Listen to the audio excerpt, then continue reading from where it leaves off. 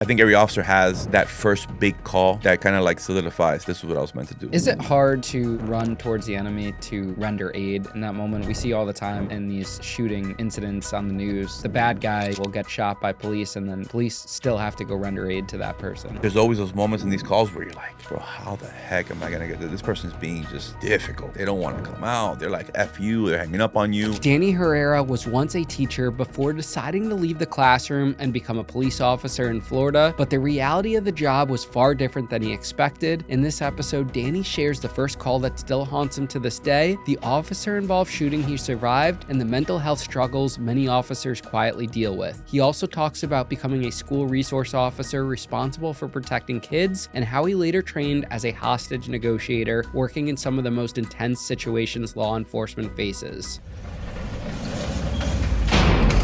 So I grew up in Hialeah, Florida. Okay, Hialeah, Florida it's in Miami-Dade County. They call it almost like a sub-city, like of Miami. Very heavy Cuban population, just a Hispanic population, you know, a lot of Dominicans, Venezuelans. We're not predominantly Cuban. And grew up in a very, very humble beginnings. My parents, my siblings, and I have an older sister. I have a younger brother. And it was, I call it the core five. It was just us. You know, we did have uncles and aunts somewhere, you know, in there and grandparents or whatever. But, well, I had a grandfather. The rest of my grandparents passed before I was born. But nothing like how my kids have grown up. We were talking offline. My youngest is now 18. We have 3 kids, 24, 20, and 18. They grew up with my sister's kids, their cousins. You know, it was like beautiful the way they grew up. I didn't have that. So we were just us 5 in Hialeah, and we were rich in love, but we had struggles. My parents came from Cuba. They stressed to us, get an education and work hard and do what you love. My parents didn't do what they loved. They did what they had to do, you know, to provide for us. And they are the best parents still together, the best grandparents. You know, my wife and I, our style is a little bit different, but as far as like being a dad, right? Like I always say, if I'm half the father my dad is, I'm doing pretty damn good. What do your parents do for work? So my dad was in collections for a mortgage company, and then my mom did payroll for many years. So, but again, man, like the balance of it all, like my dad, very strict. My mom is a just natural sweetheart. My mom, the running joke I always say, and I know they're gonna watch this and she'll say, yeah, he says it all the time. She actually thinks a car salesman's trying to help you, right? Like she's just that, and I mean, you can find like a murderer and she'll be like, oh, but maybe he had a rough day, you know, like she just sees the great in everybody. And there's part of me that wishes I was more like that. I'm more like my father. Like if you're, you know, I've gotten better as I gotten older, but I'm always trying to figure out. I'm always like in defense mode. Like, what's this person's angle? You know, like what are they? Like, I got to get time to know you before like I'm gonna trust you or be kind of like, you know, fully like into the relationship. My mom, she just sees the beauty in everybody. But so like totally different attitudes, right? And they've made it work. They're almost 50 years married, and but yeah, my dad very strict. He showed us love though. You know, like I said, the balance. Coached me and my brother's little league teams and was always there, and you know, but they were big on respect, big on, you know, hey, we got chores, we got to get things done. You know, we don't disrespect women. We don't, you know, all that kind of stuff. So, did you end up following those principles they instilled in you throughout your teenage years and childhood? Yes. Teenagers, we all go through stuff, right? Like, you know, like everybody. That's why now, like with raising our kids now, that like, again they're all adults now. There was different moments, even now. Like all my 3 kids, I don't agree with everything that they say or do. I'm very happy that we have raised very strong, self-motivated, self-sufficient kids. Our style, my wife and I, a little bit, I would say a little bit rougher than my parents, in the sense of just, you know, again, my mom, God bless her, but you know, sometimes, and we have these discussions even nowadays, right? Where even with me or my brother, my sister, Mom, I don't want you to tell me when I messed up that like, no, maybe I had no, I want you to tell me I messed up. You know, we're very honest. So my wife and I are very honest with our kids. And I give the example now of like in a school conference with any one of our kids. Never, Ian, I swear to my mother, not one time did I have a teacher tell me about my kids and me be like, what do you mean? My son would never. You know what I would tell him? I'd say, thank you for that. He probably won't be at school tomorrow because I'm going to beat his ass. You know what I mean? JK, I'm still employed.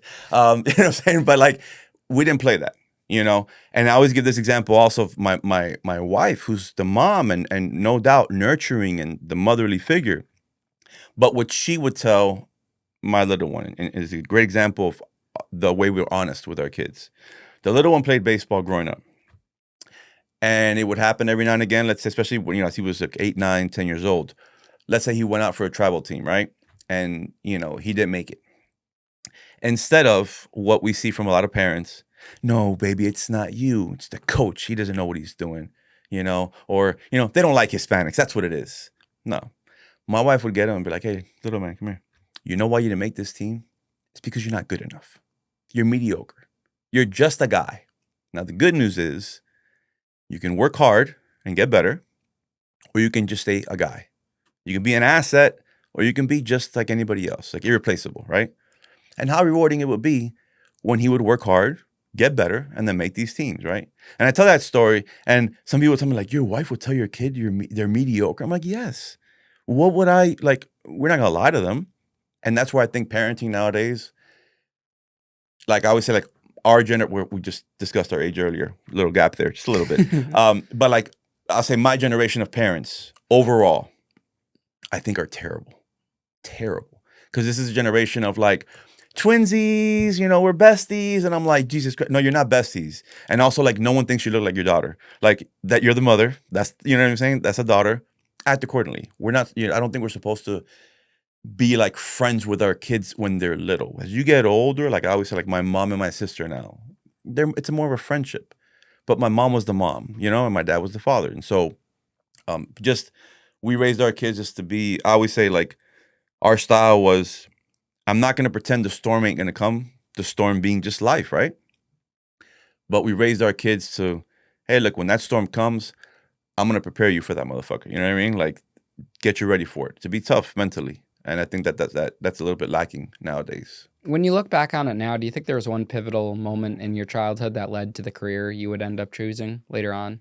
Not at all, because police wasn't even a thought. Not even a thought. I was going to be a Major League Baseball player. Can I tell you what the problem was? I wasn't that good. You know what I'm saying? Like, you know, I played my whole life. And you know, when you're little, you think you kind of work hard. I don't know if you ever had this with anything that you do. You know, you're doing a lot now, right? You think when you're younger, like, no, I'm working hard. And as you get older, you're like, bro, I really didn't work hard at all. If I can go back, man, like I would have really grinded and put, you know, put more effort into it, you know? And even now, like we may get into later on, like, I'm a hostage negotiator, right? Or just my role as a police officer or whatever. And one of the compliments I get now is, Danny, man, you can speak to anybody, anywhere, anytime. And when I tell people, when people tell me that, it's a great compliment, but I said, it took a lot of hard work. Because you asked about like when I was a kid, anything to do with law enforcement, the opposite, because I was so shy growing up. I didn't want to get called upon for anything. I was so quiet in school. I had like the glasses at some point, then I had the braces, then I had like, I mean, my wife herself calls me duckling, right? And you know what I mean? But like, I didn't want to be I wanted to be way in the back of the classroom. Just the way I was. With time, I got used to, and my dad would always tell me, look people in the eye, shake their hand.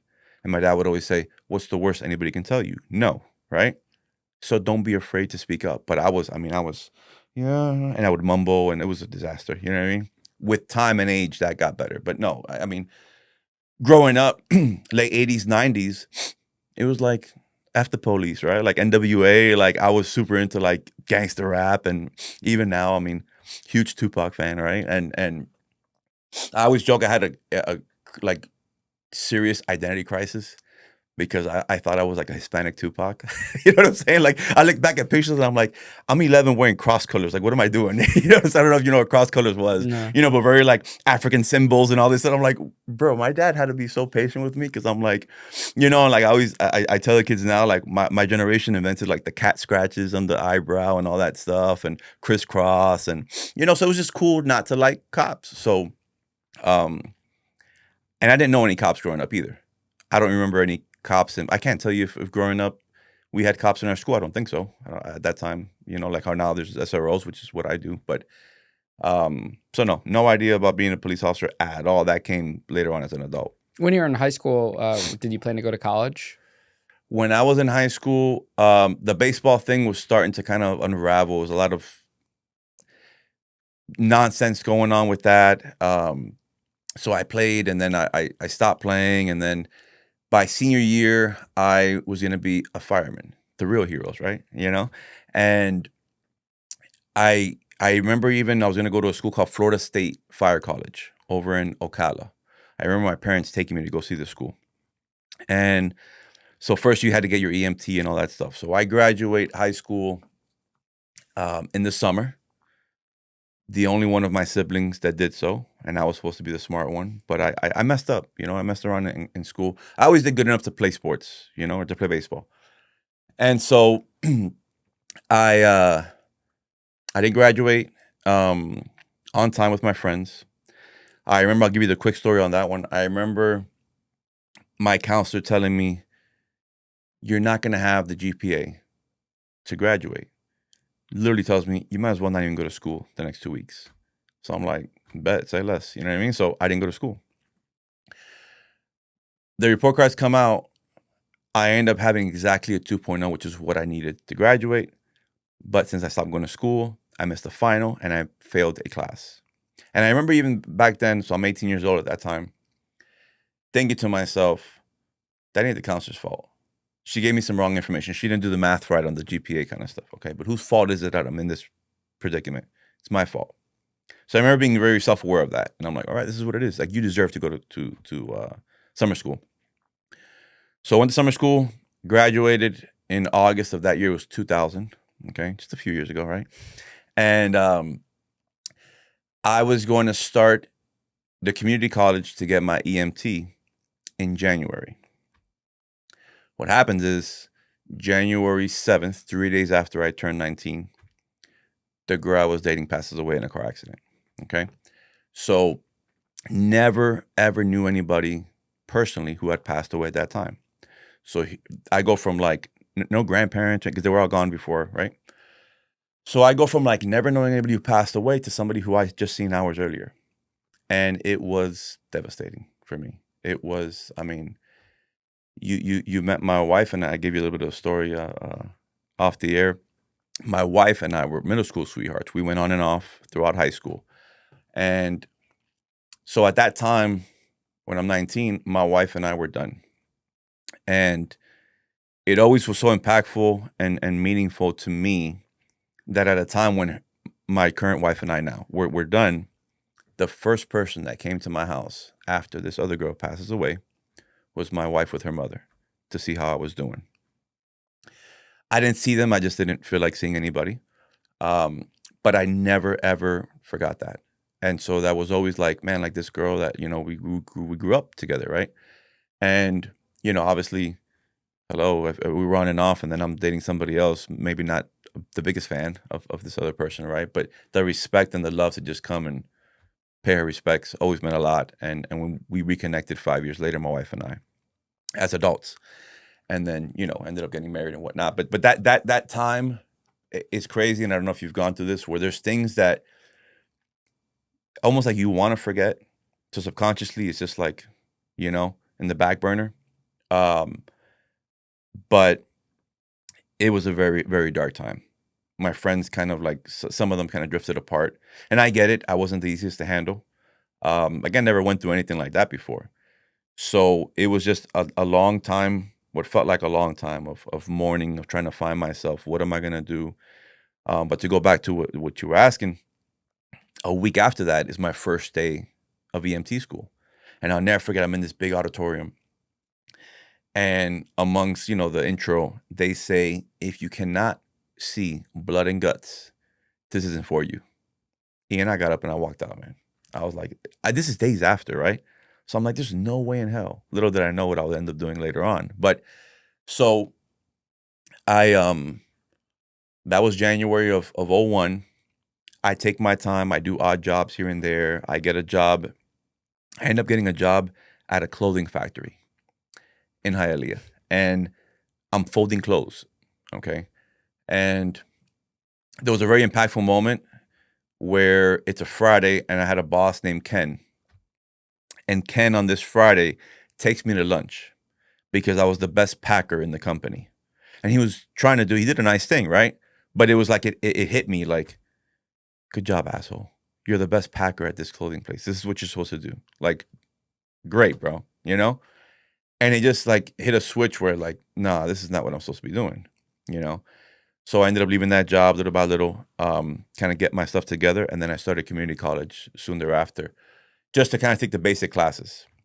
Around that time, I get a job as like an after school counselor, they call it. A little part-time job. It was like 1:30 to 6 p.m. when the kids leave school. Those that can't get picked up at 2 o'clock or whatever it is, they stay for like an aftercare kind of thing. And I was an aftercare counselor. So with that, I started community college. And I'm like, man, this is pretty cool playing with these little kids out in the field. You know what I mean? Maybe I'll be a PE coach. So I decided to go to school and be a teacher.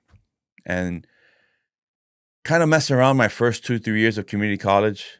The baseball thing resurfaces again for a little bit. I end up going to Clearwater for a very short time to play baseball. That doesn't work out. Come back home. And when I come back home, I change colleges. And I go to a small Catholic university, St. Thomas University in Miami. There's when it's like another switch hit. And I got focused on school. I went as like the end of like my sophomore year, and like a year and a half later, I graduated. And because I had, leading up to graduation, I had been a substitute teacher for 2 years. Before that, I was a teacher's aide for 1 year. Where at one point I was moving around different schools. This one school liked me, and they, upon graduation, hired me to be a full-time teacher. And so I then taught 5 years. Why'd you leave teaching? So that's another story. So you're going to hear this term a lot, and I'm sure you've heard it because I know you have a lot of law enforcement. Totality of circumstances is the phrase that we use. In our world, it's big. It means, and sometimes, you'll have friends or family like, hey, if this situation happens, like, or what happens if this person does that? And I said, well, what's the rest of the story? Because totality of circumstances is important. So I teach 5 years. I love it, but I didn't go into teaching to stay a teacher. My goal was to become an administrator and eventually become a principal. So, for example, like my first year teaching, my boss at the time says, hey, listen, I know you're very ambitious. I know you want to be, a principal in the future. I know I've heard you want to go to grad school. I do not recommend that you start grad school your first year teaching. It's a lot. And I'm like, no doubt. Cool story. Thanks. Appreciate it. 16 months later, I got my master's degree in ed administration. I end up continuing to go to school. I get another master's in instructional technology, which just means I'm really dope at PowerPoints. You know what I mean? And then, so I start kind of like as I teach 5 years, but early on, if my like assistant principal was out, I'd fill in for them, kind of get my feet wet, kind of get experience. Then I get into this very big program in Broward County. At this point, I had moved to Broward County. And I get into this program called the LEAD program. And the LEAD program, you have to pass it before you become like an assistant principal. And almost immediately, I get into the program, and I'm like, oh, hell no. This is not what I thought. It ain't for me. The position is a little bit more political than I thought. And I don't have a political bone in my body. So I was like, nah, this isn't it. It ain't for me. Same time, totality of circumstances, I get in one argument with my boss. I mean, this lady loved me. She put her kid in my class my second year. I was still new, but she loved me. She respected me for what I did. She was a fan. Until the 5th year, we had one argument. I told you about how I grew up. I'm big on respect. I don't respond well to disrespect. And I felt that she had disrespected me in front of others. I respectfully kind of like spoke back to her. The rest of that 5th year, she made my life a living hell. I mean, any way that she can just like give me a hard time through her or through her assistant principal, she did. So at that time, there was a little bakery. It's still around. The owner's changed because the owner passed away. This little bakery, I still live right near there. Kind of place like a Cheers kind of thing. As I always say, it's the closest thing to Cheers. Remember the old show, you know, where everybody knows each other. Closest thing that I've seen that to that in South Florida. In this bakery, you'd walk in, hey Danny, hey Ian, hey Lewis, hey what's up? I mean, realtors, cops, you know, firefighters, landscapers, like everybody. You'd walk in no matter what time, and everybody knew each other. Very family type place. The owner who passed away, she ends up being like the closest thing that I ever had to a grandma. And when I go into law enforcement, she was one of my references. But every morning I'd stop by there and get my Cuban coffee, of course, you know. And I started meeting police officers in the city that I work in now, Miramar, because that's where I taught. I taught live in the same city that I work now as a police officer. And little by little, they get in my ear like, dude, I think you'd be really good. You know, I guess they saw I was a young dude squared away. I'm in my early 20s. I'm going to teach every day. I'm going like in a suit, you know, as a young guy, because I felt like I would need to dress for the respect that I want, right? And they would kind of just, you know, and I'd be like, no, I'm good, man, you know. And then when I wasn't good, I'm like, hey, man, what you saying about I could be a good cop, right? You know, and they would just, yeah, man, for sure. And so lead program, admin's not what I think it is. Principal's giving me a hard time. Cops in my ear maybe saying maybe I should be good at this, or maybe I could be good at this. So all these things happening at one time. So I tell my wife one day, I'm like, man, I should have been a cop. And that turned into, maybe I should be a cop. And that turned into, fuck that, I'm going to be a cop, you know? So started the process. I'm sure, because I know you talked to a lot of law enforcement, the times, right, to get hired varies. There's people that years they're trying. There's people that, you know, quick because there's a rush to get people in. It took me about 6 months to go through the process. Obviously, I had some officers that I'm sure probably, you know, they asked about me or whatnot, and you know, but it ended up being perfect because my hire date, I got officially hired by the police department like 2 days before the last day of school. And so it was a clean like break of like, you know, one thing to the other. And I remember this actually came up the other day with my 20-year-old daughter. I was, you know, she was going through a transition herself at work and kind of being treated unfairly and wanted our opinion. And I was giving her this quick story because I told her, listen, you have all this built up stuff, but sometimes the best thing is to just take the high road. And I'm far from a pushover. You'll get to know that about me. But, you know, but I think you have to be tactical sometimes in the way you approach things. And I think that, you know, yelling up and being the loudest dude in the room and saying like, F you, that ain't the way to do it sometimes. You got to move. You got to watch the way you move. So I had all this stuff built into me of like, bro, I'm going to show her. I'm going to tell her off because like now I got this job with the department, the police department. I don't need her no more. So I walked in the room and almost immediately when I walked in, I was like, that ain't you, bro. Like, what's the reason for that? And where it turned from like, I'm going to tell her off and all this nonsense.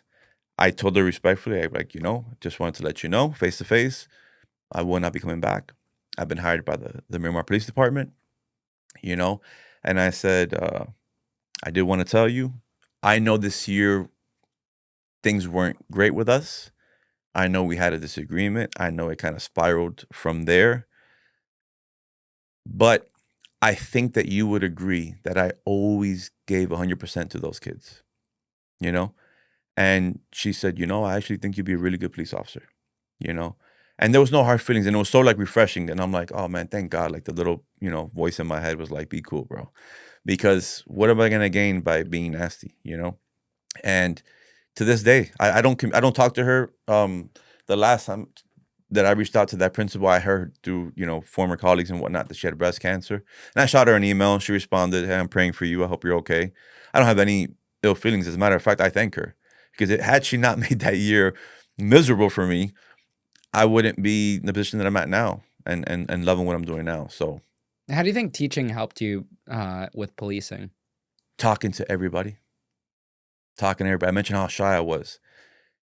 Kids are the worst critics, man. Like you can't BS kids, right? So that gave me so many reps every day of just talking. And then, like what's, okay, they're not going to get, if I approach it this way, how do I approach it? Being like a chameleon, because then you're dealing with the kids all day, but you got a parent conference in the afternoon, you got to deal with them. And then you have this meeting with the administration, you got to deal with them. So that's where I think I changed the big time of just being able to, because if you can talk to kids, you can talk to anybody. And so I always say the story of like when I go to the academy, I was not the best recruit at anything. Always been pretty physically fit. I've worked out since I was 14.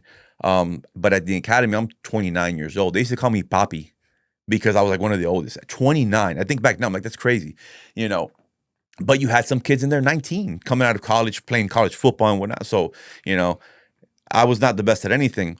I ended up becoming the class president of my class only because I was the only one who wasn't afraid to speak at the graduation in front of all the chiefs in the county, But that's where I got all that from, was from my teaching days. Talking to everybody, learning how to deal with different characters, personalities, because there's not two kids that are the same.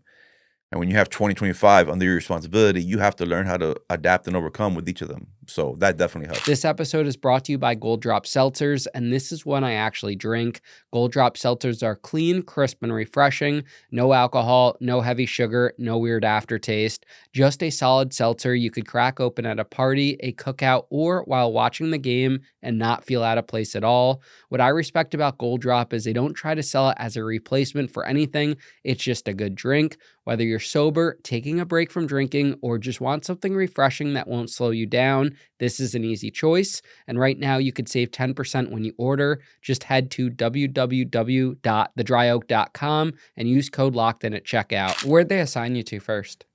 And the police department? Yeah. So when you graduate, you go back to the agency for a few weeks for more training. Okay. I was able to go a few weeks before the academy, because when they called me to offer me the job and I get hired, they're like, hey, like the academy starts in like 3 weeks, but if you want, you can go to the station and like, help out, clean up, and go to help out with training and whatnot. Full pay, full benefits. I'm like, say less. I'll be there tomorrow, So I remember like my first day before the academy, they had driving training for the, once a year that we do like our 40-hour block. And I was there helping set up cones or whatever. And then when they had shooting, I'd sweep up the range. I'm getting full pay, but I don't care. And it was cool because they let me, it was cool at the time. It ended up messing me up a little bit. The training sergeant at the time let me shoot before I went to the academy and taught me how my agency wanted me to shoot. The problem was then I go to the police academy where it's all Broward County, and they were teaching me another way. So it would have been better for me to go with a clean slate instead of like habits that, I had already learned. Wasn't a big deal, but just I remember having an adjustment period with that. But so then after you graduate the academy, back a few weeks for in-service training, that's when we get tased. The pepper spray is in the academy. I'd rather get tased any day of the week, and what's today's Saturday? Twice on Saturdays, than get pepper sprayed. Pepper sprayed, I don't carry it. I wouldn't do that to my worst enemy. Okay, it's the worst. But you have to go through it. And so then after the 2 weeks in service, you go with your field training officer. I know you've heard about the FTO program and what that's about. So you go like in the movies, right? I watched The Rookie. I heard that. It's my least favorite of the cop shows. I do enjoy it. I don't love how sometimes, like, what do you want to be, a drama or a comedy? Can you decide, right? Yeah, but I guess that's why it's so successful. Like, yes. That's the longest lasting one. Yes, because they have both aspects. But you know what else was good? The one that was based in LA where the field training officer's rookie dies in the first episode. I forgot the name of it. They just Southland? They just had one season so far. I don't know. Was it Rookie Blue? Was it? It was maybe it was Rookie Blue. I don't know. It was years ago. No, it just came out last year. They've only had one season. There's more coming out. But it's really good. That the training officer dies? No, so the training officer graduates her rookie and then she dies. Oh, but this is not on a major network. It was on Hulu. It was on Hulu. Yeah. Yes. So. Yeah. Very Prime. good. Yeah. Very good. That was very realistic. Yes. Yeah, that was based on the LAPD. Yes. Mm-hmm. Yeah. I thought you were talking about like a major network no. show. Yeah. No, that one was very good. I forgot the name of it. But so I tell people, it's funny because I teach new hires as they come, after the academy, and I just taught a new group on 2 days ago, and I'll tell them about field training. You're not supposed to like field training. It's supposed to be frustrating. It's supposed like imagine being in the car with somebody for 10 hours, looking at and critiquing everything that you do. And you're gonna go to the bathroom when they say you go to the bathroom. You're gonna eat where they say you can't be like, nah, man, I don't want that. Can I go with like I'm keto, right? Like, can I go with no? It's and everything. And the program as a whole, I feel like police in general has changed. I started in 2011. And it's crazy because it's only 15 years, but it's different. When I started, yes, sir, no, sir, everything. Don't you dare have your phone out in front of your FTO. Like, and things like that. You had to know where you were at. It was that whole thing of like, you don't know where you're at, get out the car and figure it out. And then, or like, and I'm still active, I don't want to get anybody in trouble, but like, I remember like they knew I wasn't a big animal person. I just didn't grow up with it. So I don't, some people in my family will tell you I'm afraid of dogs. I'm not afraid of dogs. I just, stay away from them. But one day, kind of like initiation type stuff. We go and like, oh, we're gonna park over here so you can finish your paper. I go, I bet, no problem. So I'm doing my report. Canine guy pulls up.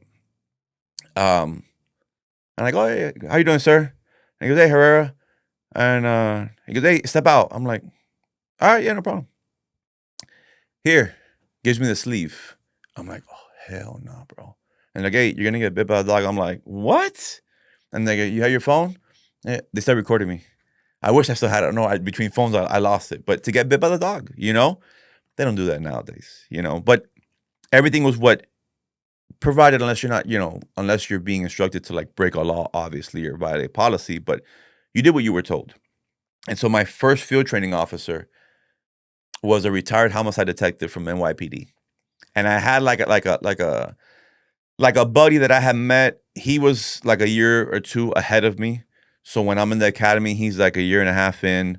We met at the station at one point. So he's kind of like he's younger than I was, but kind of like schooling me on like, how the agency is and whatever. And I'll never forget when I get my assignment, he goes, hey, bro, like, who's your FTO? And I tell him and he goes, oh, shit. And I go, what do you mean, oh, shit, bro? And he's like, man, he's this old school detective from NYPD. I can tell you, Danny, he goes, if he likes you, bro, awesome. If he doesn't like you, you're screwed. I'm like, okay, thanks. And thank God. Day one, which is another thing I tell the rookies now, respectfully, if they don't tell you, ask. Some training officers, Ian, you're with me today. Hey, first day, brother, welcome. You're going to observe. Literally just watch. Unless I get into some shit, back me up. But don't ask questions. Don't investigate. Just first day. Some, hey, Ian, show me what you got, right? This guy was like that, and which I loved. So I'm like, okay, great. So first day with him, I think the first report's like a stolen tag, nice and easy, no problem. Second and third call, it's a domestic. They go how things work out. My first arrest was with the first day with my FTO, and it's a domestic battery, and my suspect was a school teacher. Okay, couldn't make this shit up if you wanted to. And to give you a little quick backstory, my mother's mom was murdered by her boyfriend way before I was born. And I mention that because when you grow up, when you're little, like they told us she had cancer, and then you grow up and you hear the true story, And so I've always been very passionate about like domestic violence. I'm very happy in the position that I'm in now. We don't have a domestic violence only unit, but if we ever did, that would be one of the few things where I would consider changing positions now. But so very passionate about like, to me, the worst thing in the world is a man who puts his hands on a female. So this guy had like dragged his girl from the bedroom over nonsense, over drinking and just being drunk and jealous and stupid. And I'll never forget like the hair. I'm like, that's a wig. Like, no, that's her hair. Like he had dragged it so much there was like a trail of her hair, and got in the bathtub and like beat the shit out of her. So I take him, and that's day one. And So report writing for me, I did my homework before I went on, so I didn't really, like again, I tell the rookies now, like, and they're like, "Oh, I never heard of that cheat code." I'm like, "It's not really a cheat code. It's just being smart." I'll tell them like, if you know your field training officer, you get assigned Officer Herrera. Do you think it'd be smart to look at my reports and see the way that I write, and then while you're with me, just write like me, and then when you get, then you get Officer Ian Bick, write like Ian while you're with Ian, right? And then you're gonna get little things here and there as you create your own style. But while you're with that FTO, do what they say, and it helps if you write like them. So I had pretty good idea of how report writing was, and so this is first day. We were in a smaller building back then because our old agency got messed up with one of the hurricanes. Now we're in a brand new headquarters for the last, man, maybe I think it's been like maybe like 10, 11 years now. We're in a brand new headquarters. Very nice. But it was the building before that, smaller building. I'm saying all that because all the offices were like right by each other. Roll call here, captain there, everything. Where now it's like floors separate everything. And I'm saying all that because this training officer that I was warned, like, man, if he likes you, this and that and whatever, I'm in a room finishing my report. And this is the midnight shift, and he goes to see the captain at the time. And he's like, he doesn't know I can hear him. I have crazy, amazing hearing. It's a gift and a curse. Like, it's weird. My family will tell you we'll be at gatherings and I'm talking to you, and then I'll be like, no, it was Tuesday. It wasn't Wednesday. You know what I mean? Like, they're like, what are you doing? And I'm like, whatever. So, but I hear my training officer telling the captain, this fucking guy, first day, he's doing arrest. I didn't have to help him with his paperwork. He talks to everybody. He knew what questions to ask. He wasn't timid. He wasn't, officer safety's on point. This guy's fucking amazing. And I was like in the room, and I remember I'm like, fuck yeah. You know what I'm saying? Now he would compliment me himself, not as, you got to be cool and, but he would tell me himself. And so he gave me such confidence, because I always say, like, you never know if you're right for something until you get there. You never know if that's for you. You had an idea once upon a time, I'm going to start a podcast. Did you know you would love it, right? Like you would assume, right? Like, I like connecting with people, but maybe you got to the ins and outs of all the details and you're like, bro, like, yeah, I like talking to people, but I don't like this part of it, right? So, it's not what I thought. So there's certain moments, and I'm sure we'll get into that, where it's like solidified, this is what I was meant to do. But that was the beginning. And what's crazy about that is about 5 years ago, that training officer retired for the second time from our agency. We had a retirement thing get together, and I sat with him and I had a private moment with him where I told him, I never told you this, but you meant so damn much to me, because when you were honest with me, I mean, and he would tell you straight up, like, I got these people and they were the captain's son and I failed them. I didn't care who they were. Like, I'm not going to put anyone out in the street that's going to be a liability. And so when he gave me that confidence, and it was crazy because, I wish I would have told him earlier.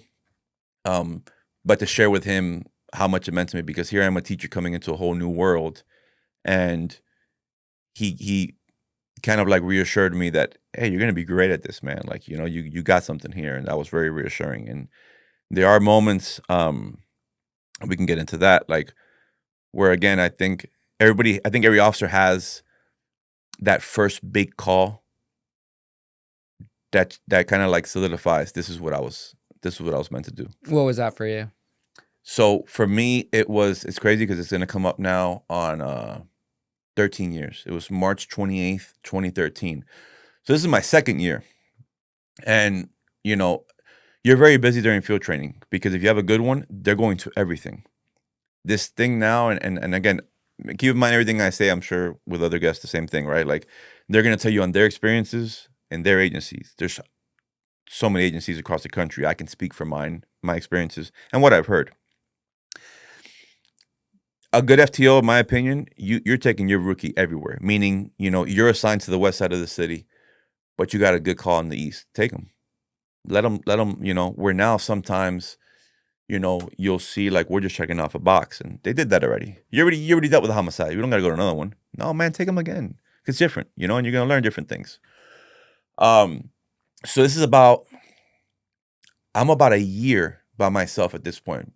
because the field training program, I start January of 2012, and back then it was like, I think it was 4 weeks each field training officer, 4 phases. The 4th phase, they call it shadow phase, where you're probably back with your first field training officer, but he's in an unmarked car in regular clothes, kind of just shadowing you around. So you're kind of by yourself.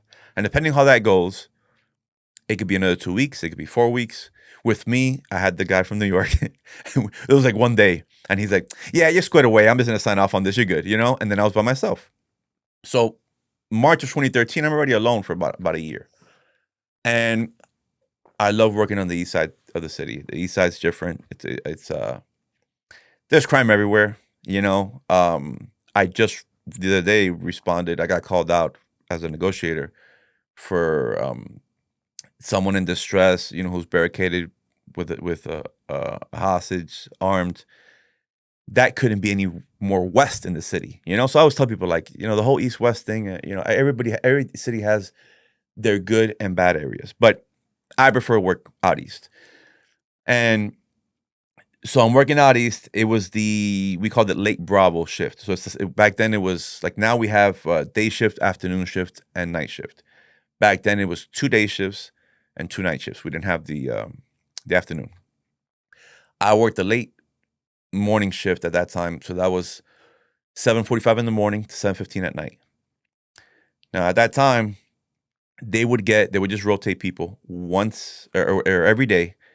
They'd get an officer from the east, and for the last like 2 hours of their shift, help out west. And on this day was my turn.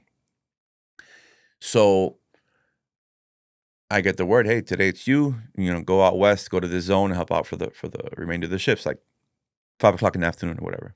Yeah, no problem. And almost immediately, call comes out of an accident, car versus child. And so I rush to this call. I'm the second on scene, right behind the first officer on scene. Totality of circumstances, because I've seen more gruesome deaths. I've seen, you know, more hateful crimes and all these things, but the totality of circumstances for this call is why, to date, this is my worst call, and the one that mentally has kind of been a challenge throughout different parts of my life. Kid down, face down, pool of blood. He was run over by a car. He was on a skateboard. And there's neighbors out, there's people out, pool of blood. And I remember, I told you, Cuban family, right? They were a Cuban family. Totality of circumstances. The kid's 11. My oldest at the time was 12. My youngest was 5. Pool of blood, Cuban father. And I can close my eyes and I can see it. I'll never forget the boy's back, like he's breathing, right? And the father, "Papi, respóndame," which is like, baby, respond, like, respond to me. And he's like yelling, respond to me. And the boy's back. And as officers, you have to be very careful, because you can kind of like, you assess the injuries, but something like that, you have to be careful. You don't want it, you're not moving them around. I mean, that's not, you know, because you can cause worse injuries. So I remember the back moving because he's breathing, and then it stops. And the father, "Papi, respóndame, please." Just like screaming, like, respond. Man, I'm immediately like, okay, work mode. Talk to witnesses. I remember it was a woman, maybe like in her 30s. She had like the scrubs, like from medical office, and it was an accident. I don't even think she was speeding. It just, the kid's riding a skateboard, and it's in a community, and, you know, hits him and runs him over. She panicked. You know, instead of braking, you accelerate more, like, you know, and I'm still new here. I'm a year on, right? So I'm gonna be the guy helping with everything, talking to witnesses, talking to the lady. The lady was extremely remorseful. The lady was distraught. I remember putting crime scene tape. And I remember I'm there about 2 hours after I see this gruesome thing, knowing I got two boys at home with my daughter, right? And why it was impactful for me, I just went into work mode. There was no emotion in the moment. It was what needs to be done. Let's get it. Let's do it. Blah blah blah. Here, crime scene, witnesses, statements. What'd you see? What you didn't see? Knocking on doors. Did you see anything? Do you have cameras? All that. They're about 2, maybe 3 hours later, or longer. Right after I see that. The second I get into my patrol car, back then I had a Crown Vic, and I get out of the development, I start bawling like a baby, like a baby. This is March 28th, 2013. I had not cried since 2001 when my ex-girlfriend passed away.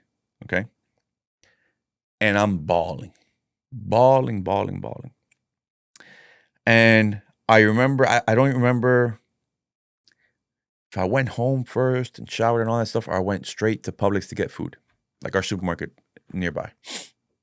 And I get a call from the captain at the time and said, "Hey, I heard you were on this call. Are you okay?" What am I going to say? I'm good. No problem, Cap. I'm good. Whatever you need. Okay. Next day, I had to go to work. I know Kevin spoke on that. Many officers have, right? Like, what people don't realize and why I take so offense and I get so angry, I have to stay away from certain social media and stuff like that because when I see people talk about the job that never done it, I'm like, you have no idea. And granted, it's not boo-hoo, feel sorry for me. I signed up for this. But also, like, if you haven't done the job a day in your life, you don't know what it's like. This call happened to be the last call in my day. Can I tell you if it was the beginning call of my day? I got another call. I got domestic holding. I got theft holding. You know what I mean? Like, the day's not over. Where anybody else sees those kind of things, they're taking weeks off of work. They're getting counseling. They're doing all these things. So I had to go to work the next day and kind of just deal with it. Going back to that call, that's the only time in my 15-year career I've gotten a call like that. And that's not good. And so one of the things that I've been doing personally the last 2 or 3 years, and I'm all over the place, so stop me whenever you need to. But 2 or 3 years ago, I wrestled with the idea of being a sergeant. And I was, doing the whole pros and cons thing. And I said, okay, what would I do as a sergeant? And what sacrifices would I have to make if I'm a sergeant? Because I'm going to go back to midnights. I got to deal with a lot more different people. I'm very good at controlling what I can control. Later, tell my wife or ask my wife, she'll tell you, right? Like, we talked earlier real quick about working out, right? Like, how amazing is it? You want to have a great podcast? Here's what you got to do. And if you do the work, you can get there. And you're like, bro, say less. I don't have to depend on anybody. I don't have to have anybody like me or pick me. I'm going to do it. You want to get in better shape? Here's a roadmap to get in better shape. You do it, you got it. I'm very good at that. Controlling other people or like expecting other people to have like the mindset that I have, I struggle with that because, I don't deal well with. I always say I'm one of the biggest cop critics you're gonna find. Like, I love what we do, man. Like, I'm so proud of what we do.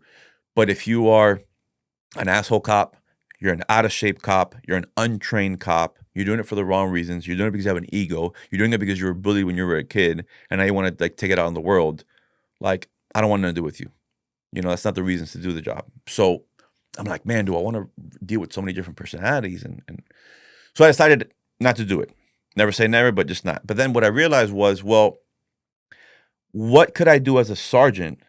Like, what I realized was that the things that I would do as a sergeant, I don't need the stripes. I don't need to be a sergeant to do them. Like looking out for the next generation. So what I've done the last 2 3 years, one of the things that I do is we get what's called major incident emails, MIs, right? Like, my phone's outside, I turned it off to respect what we're doing here. And when I turn back the phone later on, I may have 2 emails that popped up for a robbery that occurred today, for a burglary or whatever. Anything that's a major incident, it goes to the whole agency. What I started to do about 2 3 years ago, anytime I see an MI email come out and it's a suicide, it's a baby that's, died. Anything traumatic, the MIs will tell you who handled that call. I will reach out to that person, whether I know them well, whether I haven't even met them yet. Hey, I heard you were on this call. Are you okay? What are they going to tell me 99% of the time? Hey, Herrera, I appreciate you, brother, but I'm good. Okay, if and when you're not good, call me. Because what I think a lot of newer officers don't realize is a lot of these things, it doesn't affect you at the moment. It'll affect you later on.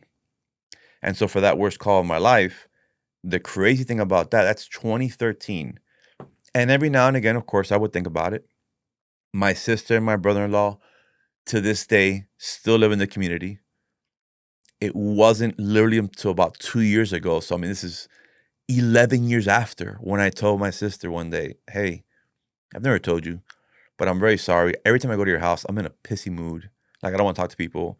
And, I know you've been like, what is up with this guy? And she, of course, was like, why'd you never tell me? And I'm like, I don't know. But, I would just think about it every now and again, not a huge deal. 2020 was crazy for many reasons, right? January of 2020, I get spine surgery. I had a really bad herniated disc in my neck. So I have an artificial disc. They go into the front. Been great since. But for the first time since I'm 14, I'm 3 months without working. I'm months without going to the gym, jiu-jitsu. Spoiler alert, I don't handle that very well, right? And now we have COVID, and that's crazy, and then all these things popping off. And then all of a sudden, during that time, because I wasn't even driving yet, this call from 2013 was all I can think about. Crazy. And I always knew about PTSD. They train us on all these things, and I never ever thought it was like bullshit, but I had never experienced it like that until this moment. And I'm like, bro, it's 7 years later. And now's when it's all I think about. I can't sleep. I close my eyes. I see the kid bleeding out. I see the dad yelling at him. Like, what is happening? And I'll never forget, because again, I wasn't driving yet for my surgery. I'm at it was called Metro Diner.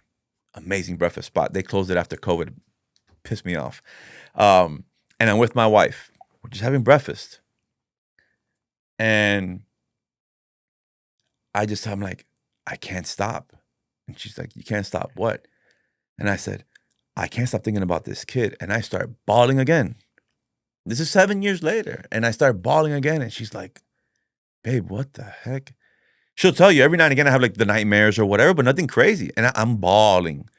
And she's like, babe, I think you need to see somebody, And I ended up seeing at the time like the union, like, psychologist or whatever. And I don't know how much it has helped. I just felt like also like, and I mentioned all the things at that time was going on because I don't have jujitsu to kind of like get my mind away from things. I always say like I do all the distressors, like jujitsu, the gym, I ride a Harley, like I do all the things because you need all that stuff. I have friends outside of police work. I have a great family. You need all these things because we deal with such things that when the job is the only thing that you have, I don't think that's the right recipe. You know what I'm saying? So that was not only the worst call of my life, but when I realized like how bad like PTSD really, really could be, Do you think your career would have ended up differently if you didn't have that moment?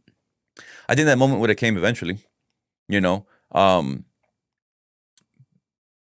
But that was, of course, you sign up for that. You sign up for that, but then like, they're hard when it comes, but then also like you're kind of it confirms it for you because there was that one, and then there was December 31st of 2014 when I was involved in an officer-involved shooting. The only one that I've been involved in my career. The only time in my life that I've been shot at. And spoiler alert, it's not as fun as they make it seem in the movies, right? And I can give you the rundown real quick on that one, but that was another one where like I almost got scared hours later when I was at home safe. And I'm like, what was I doing? Like, human instinct's not to get shot at and run towards the guy shooting at you. Human instinct's like, yo, get out of Dodge. You know what I mean? So that was another one. I'm like, maybe I was meant to do this job because, like, that's another one. I can close my eyes. I can see the guy, like, back home, they call it Hialeah style. You know what I mean? But like gangster style, right? Like, shooting and me just charging. And it was another one of those moments, like I said, solidified, like, this is what I was meant to do. So I think those moments, for every officer comes at different times. It can come your first day. It can come 10 years later. I don't know. But when I teach the new hires, I tell them, you're going to have those moments that are going to, yes, I was meant to do this job, or no, this isn't for me. What happened that day of the shooting? That day of the shooting. So at that time, I'm a detective in our street crimes unit. Street crimes unit deals with, we did, honestly, we were like jack of all trades. We guns, gangs, dope, and we'd help out other units as well. We would, do follow-up investigations. We would monitor the juveniles on probation. We would, in doing follow-ups, we'd be like assigned cases. Well, I say assigned. I always, and this is a little tip I tell the new hires as well. One of the things I say often is I'm big on being proactive, not reactive. Okay. I'm very, very big on, again, we can use physical fitness as an example. Don't wait till you have a health issue to take care of your health, right?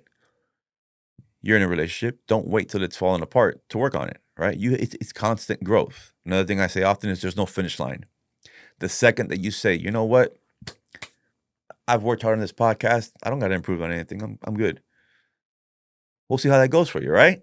But I'm pretty sure that you're always, how can I get better? How can I improve this and that, and tweak this and tweak that? Constant growth. And so I mentioned that because we would be assigned cases, but most of the time I would ask for cases. And then the quick story on that is, I mentioned the major incident emails. I'm a detective in street crimes, and let's just say I get up at 2 a.m. to use the restroom. I'd look at my phone. I always have my phone where I have to like get up to get it. But I'd kind of peek at it. Oh shit, a robbery just came out, an hour ago. 2 a.m, and I'd forward it, which I know my sergeant got the email as well, but I'd forward it so he sees it's coming from me. They're like, hey, Sarge, when you wake up, can I get this case? You know what I'm saying? So I'd ask for a lot, because in that team, and I love that, we're like certain detectives on our team, it was a team of about 8 to 10 of us, depending on, and, these two guys love working stolen cars, and this guy loves working fraud. And like, I loved working robberies, burglaries, I don't mind. I love working robberies. I love working like physical, like violent stuff, like, felony batteries, domestic batteries, and all that stuff. So I'd love following up on those cases. So when I would see an MI, man, I'd really quick send it to my sergeant. Hey, can I get this one? So he wouldn't have the time to, and he's actually my sergeant at the time. He's one of my best friends now.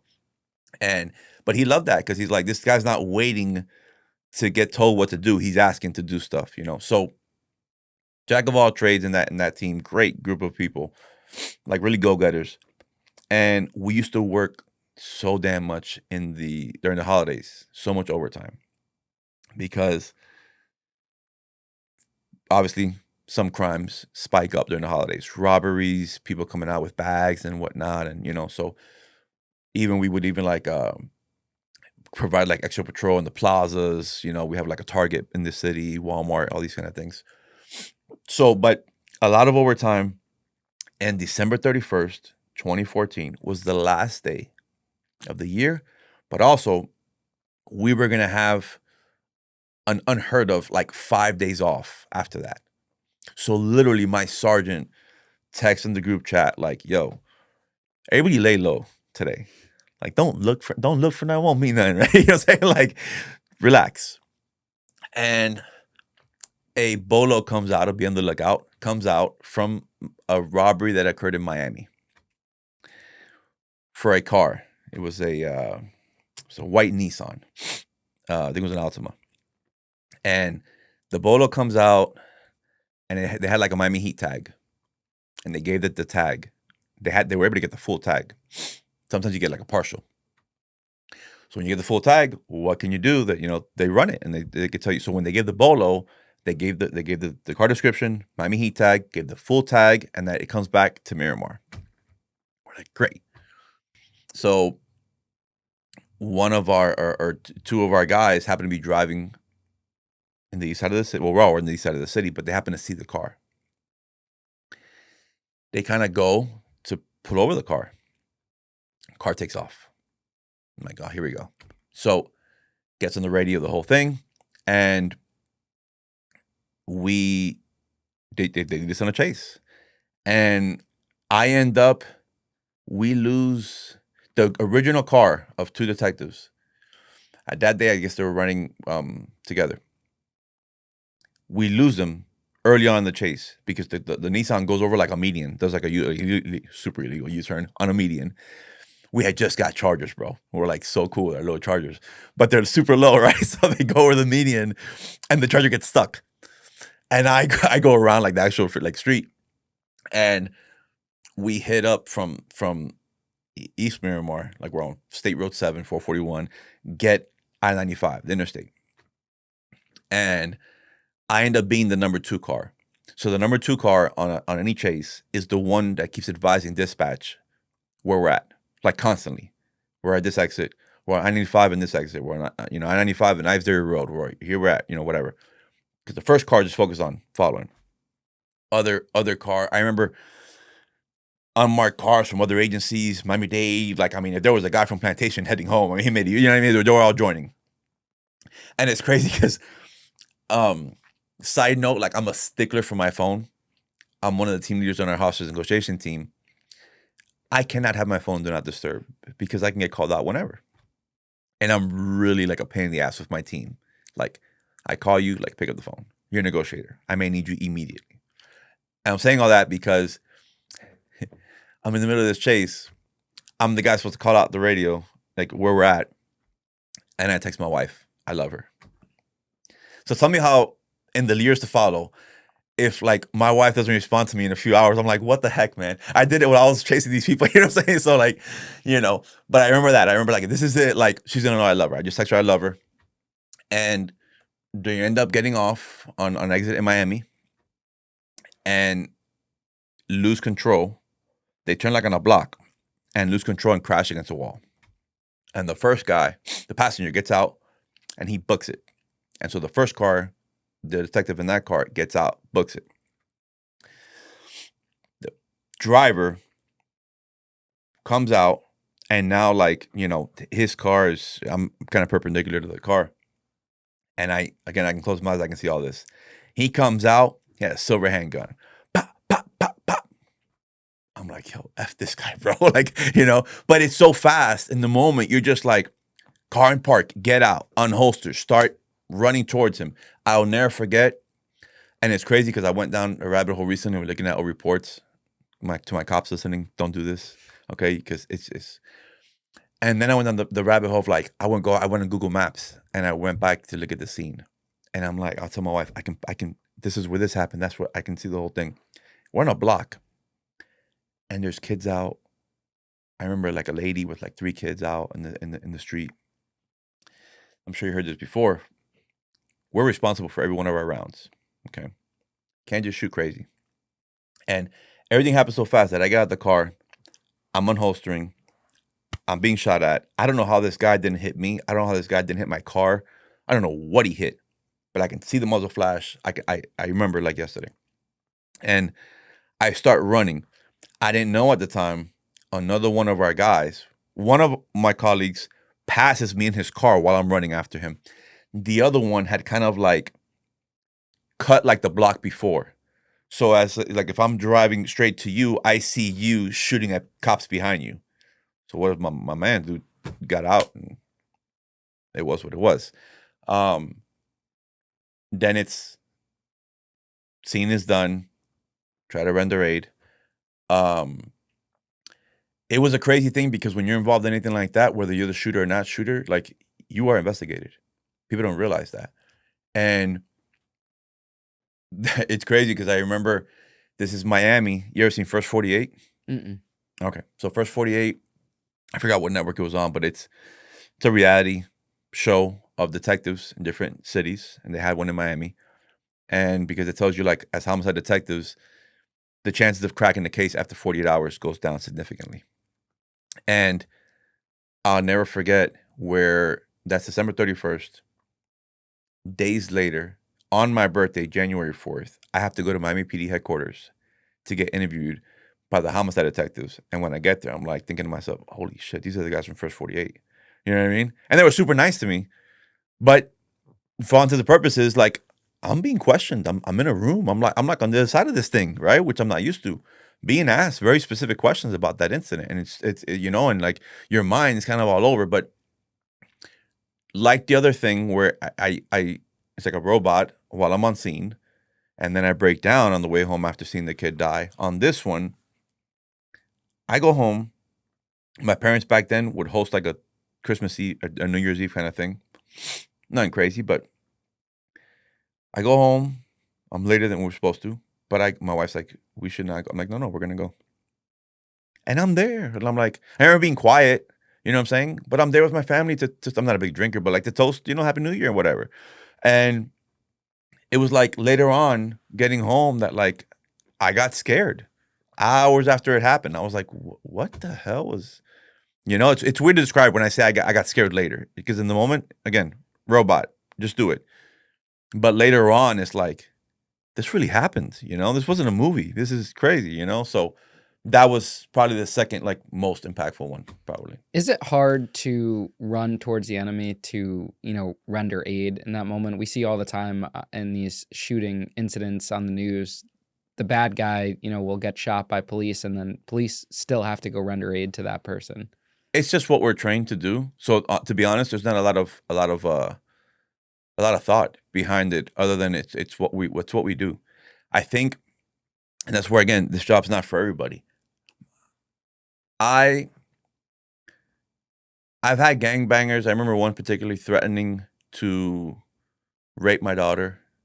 There was a while I didn't wear my wedding ring at work. I didn't want, and the bad guys to know I was married. I tell the rookies now, like, don't have pictures in your car of your family and all that stuff. Be careful with social media.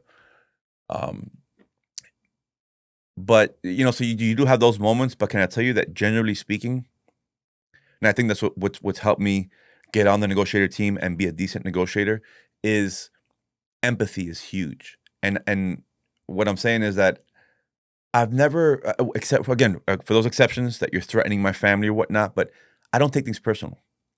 I never arrested anybody unless, they were fighting me or something like that. But like this whole notion of, like, I hate, goes back to me being a cop critic, right? I hate the videos of like 8 cops and 1 dude, and now you want to rough this guy up. I'm like, you're super tough, bro, with your little stupid taser and all that. Like, I've never shot my taser once. With my luck, I'll probably do it on Tuesday when I go back to work. You know what I'm saying? But like, I'm big on being able to defend yourself if you need to, but also the way that you carry yourself will avoid a lot of those things. But so I'm that guy. I would arrest you, and I would joke with the people I arrested. I wouldn't take it personal. And again, going back to empathy, I don't have to agree with what you did. Like, I probably wouldn't joke with you as much if you beat the shit out of your girl, because, again, I told you why. Personally, that's the worst thing to me. But for other crimes, I didn't take it personal. And I have to, being empathetic, understand, I may not agree with what you did, but try to understand what made you on this day do this thing. And that's very easy to say in theory, but in practice, it's hard. You have to work at it, So I'm that guy that I would arrest people, and I would mess with them and be like, yo, the next question is super important. The difference between the least charge you can get, or I'm going to charge your ass. Are you ready? Tupac or Biggie? You want me to pick? And they'd laugh, right? They'd laugh and they'd be like, is that serious? And they're like, Tupac. I'm like, oh, hell yeah. All right, bro. Least charge possible, but they're like, oh, okay, this guy's not that damn bad. You know what I mean? Or like one of my things, I'd be like, hey, they're in the back seat. Hey, my man, what do you want to listen to? Oh, can you put it? No doubt. And they'll be like, bro, no one does that. And I'm like, hey, but it's not personal, bro. But that's why I have people that I've arrested that can call me, and they have my number. And that's why I can live in the city where I work. And if I see you in Target, you know what I'm saying? Or the supermarket, I have no problem. Hey, what's good, man? How are you? Yo, Herrera, what's good? Because it's not personal. I've arrested people that I've written letters of recommendation for. You know what I'm saying? Like everybody makes mistakes. Everybody like, and so I don't think that like the me versus them kind of attitude, I don't think that's the way to doing law enforcement, you know? How do you transition from the detective bureau to a new position? So loved my position as a detective. That was my dream job. The thing with me, I gave you the backstory of my family. My family, again, my parents stood together. So being a good dad was very important to me, being a good husband. And you see with some of your colleagues, like as you get years on the job, bro, like this dude's in his third marriage, bro. Like, fuck, that sucks. You know what I mean? Or like got kids that resent him or whatever. Like, that's why I said like I do all the things because I don't think that the job should be 100% who you are. That's a recipe for disaster. I know really, really, really good like investigators, and their personal lives are a mess, or they're out of shape. What is the point of that? If you're not going to enjoy it, you're not going to live long to, you know what I mean? So I was already 4 years into that position, feeling some kind of guilt. I got 3 little ones at the time, and I feel like I'm missing out on stuff. That sergeant of mine, who now is one of my best friends, God bless him, because anytime that he would, be able to help me out, he would. Like, hey, listen, I gotta, and sometimes he couldn't, but I got this event, for the kids. Hey, I go, we're coming early that day or whatever. But sometimes he couldn't because operational needs, right? And I'll never forget, we're on vacation, and a department-wide email goes for the opening of a school resource officer. And I said, babe, like, what do you think? And to be honest, I was that guy that I would, like, when you ask me about a school resource officer, I'm like, F that, bro. That's where you go when you're old. And, like, you're going to retire and just coast through your, the end of your career. But I'm like, man, like, the schedule's great. And I would be around more. And God bless my wife. She's like, don't do it for us. We'll be fine. But I'm like, nah, like, I'm missing out too much stuff. So I put in for it. I got it. They sent me to the perfect place. I'm still there now. It's an alternative high school. So we do have a little bit of middle school. We have a lot of high school. We have adults that come in for like GEDs. We have ESOL. They even have a daycare for like the teen moms, But the school I'm at, that's where like you go if you got kicked out of your other school. And not every kid there is bad at all. Sometimes it's like a credit recovery thing where like they're struggling where they're at and they're gonna come in. This is more like kind of like a self-paced program. But why I say it was the perfect spot for me is because it was the population that I was used to in street crimes. It's funny because I ended up writing a children's book on school safety meant for little ones, but I don't want to be an SRO with little ones all day. I told you earlier, we've raised 3 kids. They're adults now. I like the population where, like, I like that I can go to school, we go back, they're going on spring break now, but when I go back and, like, I'm talking to these kids about tattoos. You know what I mean? Like, and I'm connecting with them on a different way. Like, it's different when they're little, and so it was a smooth transition for me because, again, I was dealing with the same population. And at my school, still deal with my dope sometimes. Guns I haven't had in a couple of years because they put a metal detector recently. They put metal detectors at the school a couple years ago. Before that, I'd at least get one gun off campus every year. But it's the population that I like. So it was an easy transition. But I always joke about like the first day I go from like the tacked out, like all black, stuff back to like my road blues. And I go back to the school. So, because part of what we do in street crimes, like I told you, we would monitor juveniles on probation. So I would go to the school I'm at now as a detective to check up on different juveniles. So when I go my first day as an SRO and I'm in like road blues, some of these dudes are looking at me like, yo, Herrera, what are you doing here, bro? Like, what's up with that uniform? And I'm like, nah, play, I'm the SRO here now. And they're like, oh, fuck no. You know what I mean? Like, because I was just seeing them in another role. So, but the transition was good, man. The schedule was amazing. So, What's a common theme among these kids that commit crimes at a young age? a disaster at home, lack of a father. I know that people differ on this take, but I'll give you my perspective. I do not believe I grew up this way. I grew up in this area. these are my options. I think that's a cop out. I think that's you're already kind of putting yourself in that victim mentality. I believe that you can do whatever you want to do within reason. I don't care how hard I worked. I'm 5'11 and a half, 6 feet in a good day. I probably would never be a center in the NBA, right? You know what I mean? But like within reason. But to say like, oh, I'm in this area, I grew up in this area, like this is what I gotta be. Like, no. And this is where like I connect with the kids where I'm at, because I tell them, listen, man, like I grew up some kind of way. Like, we I told you about the nucleus at home, fantastic. But we struggled financially and all that. Like it's we didn't know any better growing up until you get older and you see a whole nother world, and you're like, man, like, but the point is that just because you grew up a certain way, I had those friends that went the gang life. I got offered a few times growing up to join this gang and that gang, and I'm not, man, I'm not for that, and I went this way. And, you know, one of the events, I do an event in my school, it's called Balling for Unity. So I'm in my 9th year in this position. So literally this past December was the 9th annual Balling for Unity. I started in my first year as a school resource officer. And it's a basketball game between a team of Miramar police officers and the high school team at the school that I'm at. And the reason why I did that was because early on, as the students got to know me, they'd be like, man, Herrera, you're not like most cops, man. Like, you like the same kind of music, you like tattoos, you like, you know what I mean? Like, you didn't come from no, like, rich neighborhood, whatever. And I'd be like, if only you knew how many cops are like that. Like, stop going off of what you see on TV. You know what I mean? Like, there's a lot that had struggles that were in your shoes now, and they just turned it, turned their life around. And they just decided to become a police officer. And they're great. And so a way for me to get them to know these officers was I made up a basketball game. And I'm very selective. There's some that have done it every single year. But I'm very selective on who I get over there because, number one, you have to have the right temperament, right? Like, a lot of my population, they're street kids.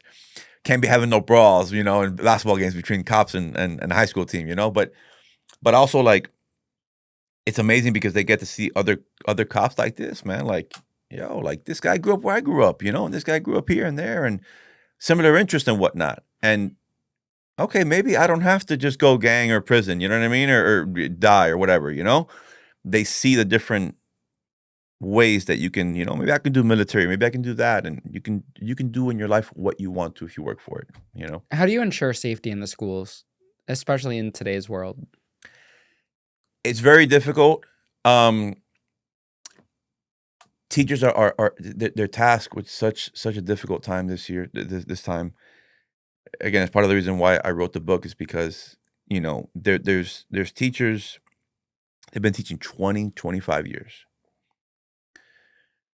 I know you're younger than I am, right? But like, so Columbine, for me, growing up, I was a junior in high school. And that was it. That was the one. Now, how many school shootings do we have a year? Right? Too many, yeah. Too many, right? And so when you have these old veteran teachers that came into teaching, one way, and now they're tasked with teaching lockdown drills and where to go for danger. They're not, it's no fault of their own. They're not trained for this. They're not police officers. So when I wrote the book, I wrote it for them to kind of help kids navigate this tough part of life that they have now. But for my school, we do lockdown drills every month. We've had assemblies. I try to. I'm very strict with the teachers that I work with when it comes to safety, when it comes to the lockdown drills. Hey, listen, you make a mistake, no problem. Now, if you're making the same mistake 5 times, I'm gonna be a little bit, I'm gonna feel some kind of way about it because, like I always said, like every time we do a lockdown drill, we have a meeting with like the principal, the administration, social worker, like the leaders of the school. And I always say, listen, any any feedback that I'm giving you, don't take it personal. Just keep in mind, God forbid somebody gets hurt on this campus. They're not going to ask, they meaning society, my bosses, your bosses, media, whoever, they're not going to ask, where was the head custodial person? Where was the reading coach? Why did these kids get killed? They're going to ask, where was the SRO? What was he doing? Where was the cop? And I'm not going to lose lives because you're not doing your job. You know what I'm saying?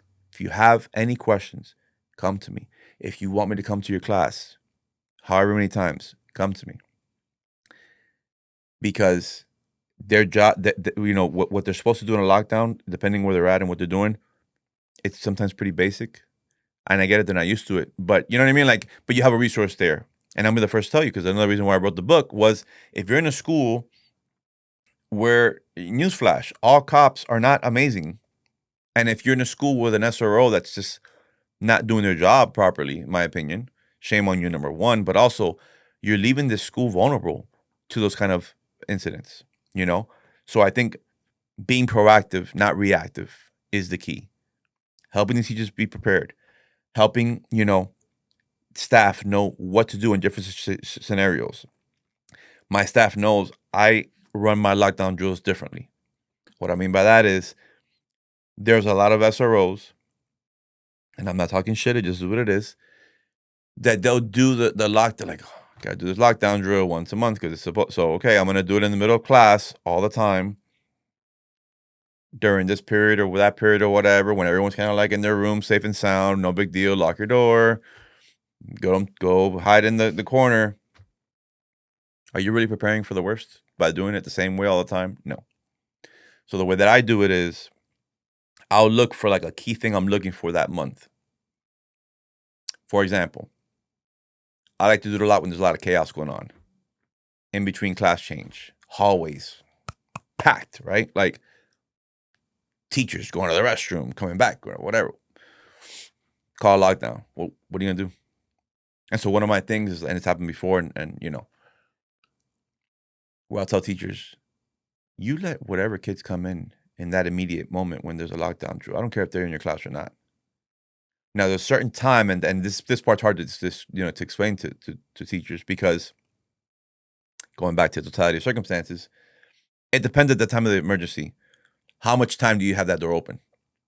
So, for example, if you are in the west side of the school, second floor, you hear the lockdown drill, but you don't see bodies dropping, you don't hear gunshots, you don't see any threat, you may have a few more seconds to, you had the door open, let's say you're welcoming kids in, and to grab as many as you can, as opposed to, because maybe the incident's on the east side of the school, in the cafeteria or whatever.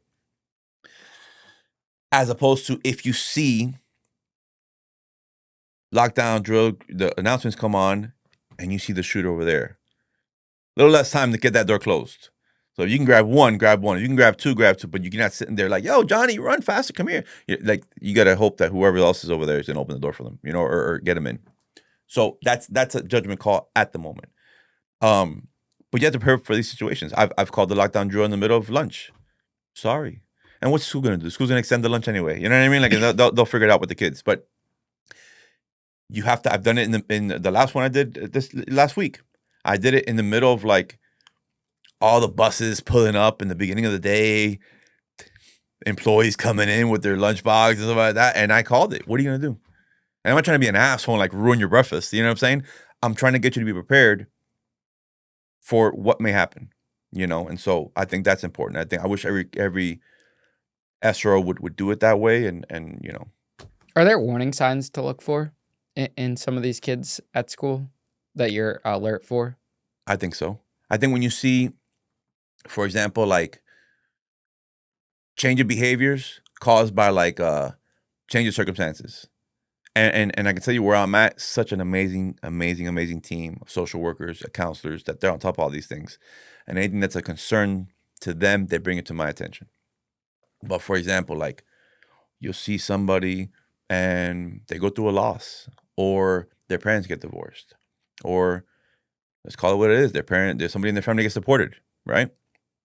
And you see this person used to be like, kind of regular style of clothing and just a regular kid. And now they're very dark. They're very like, and I don't want to, but like the way they're dressing, the way they're acting, they're getting into trouble. They're um, they're very picky nowadays with like they call them BTAs, behavior threat assessments. Like if you have an art project and you draw somebody with a gun, it's like we gotta talk to you. Like what's going on, and we have to document it. Okay, but see stuff like that, like you're drawing like a bunch of knives, or like or you had a in English class, you had to write a poem and you're writing about like life's not worth it. Like it's stuff like that. I think that you have to pay attention. It's crazy because I think everything in relationships, marriage, whatever, like kids, it your health, it boils down to like be proactive, not reactive.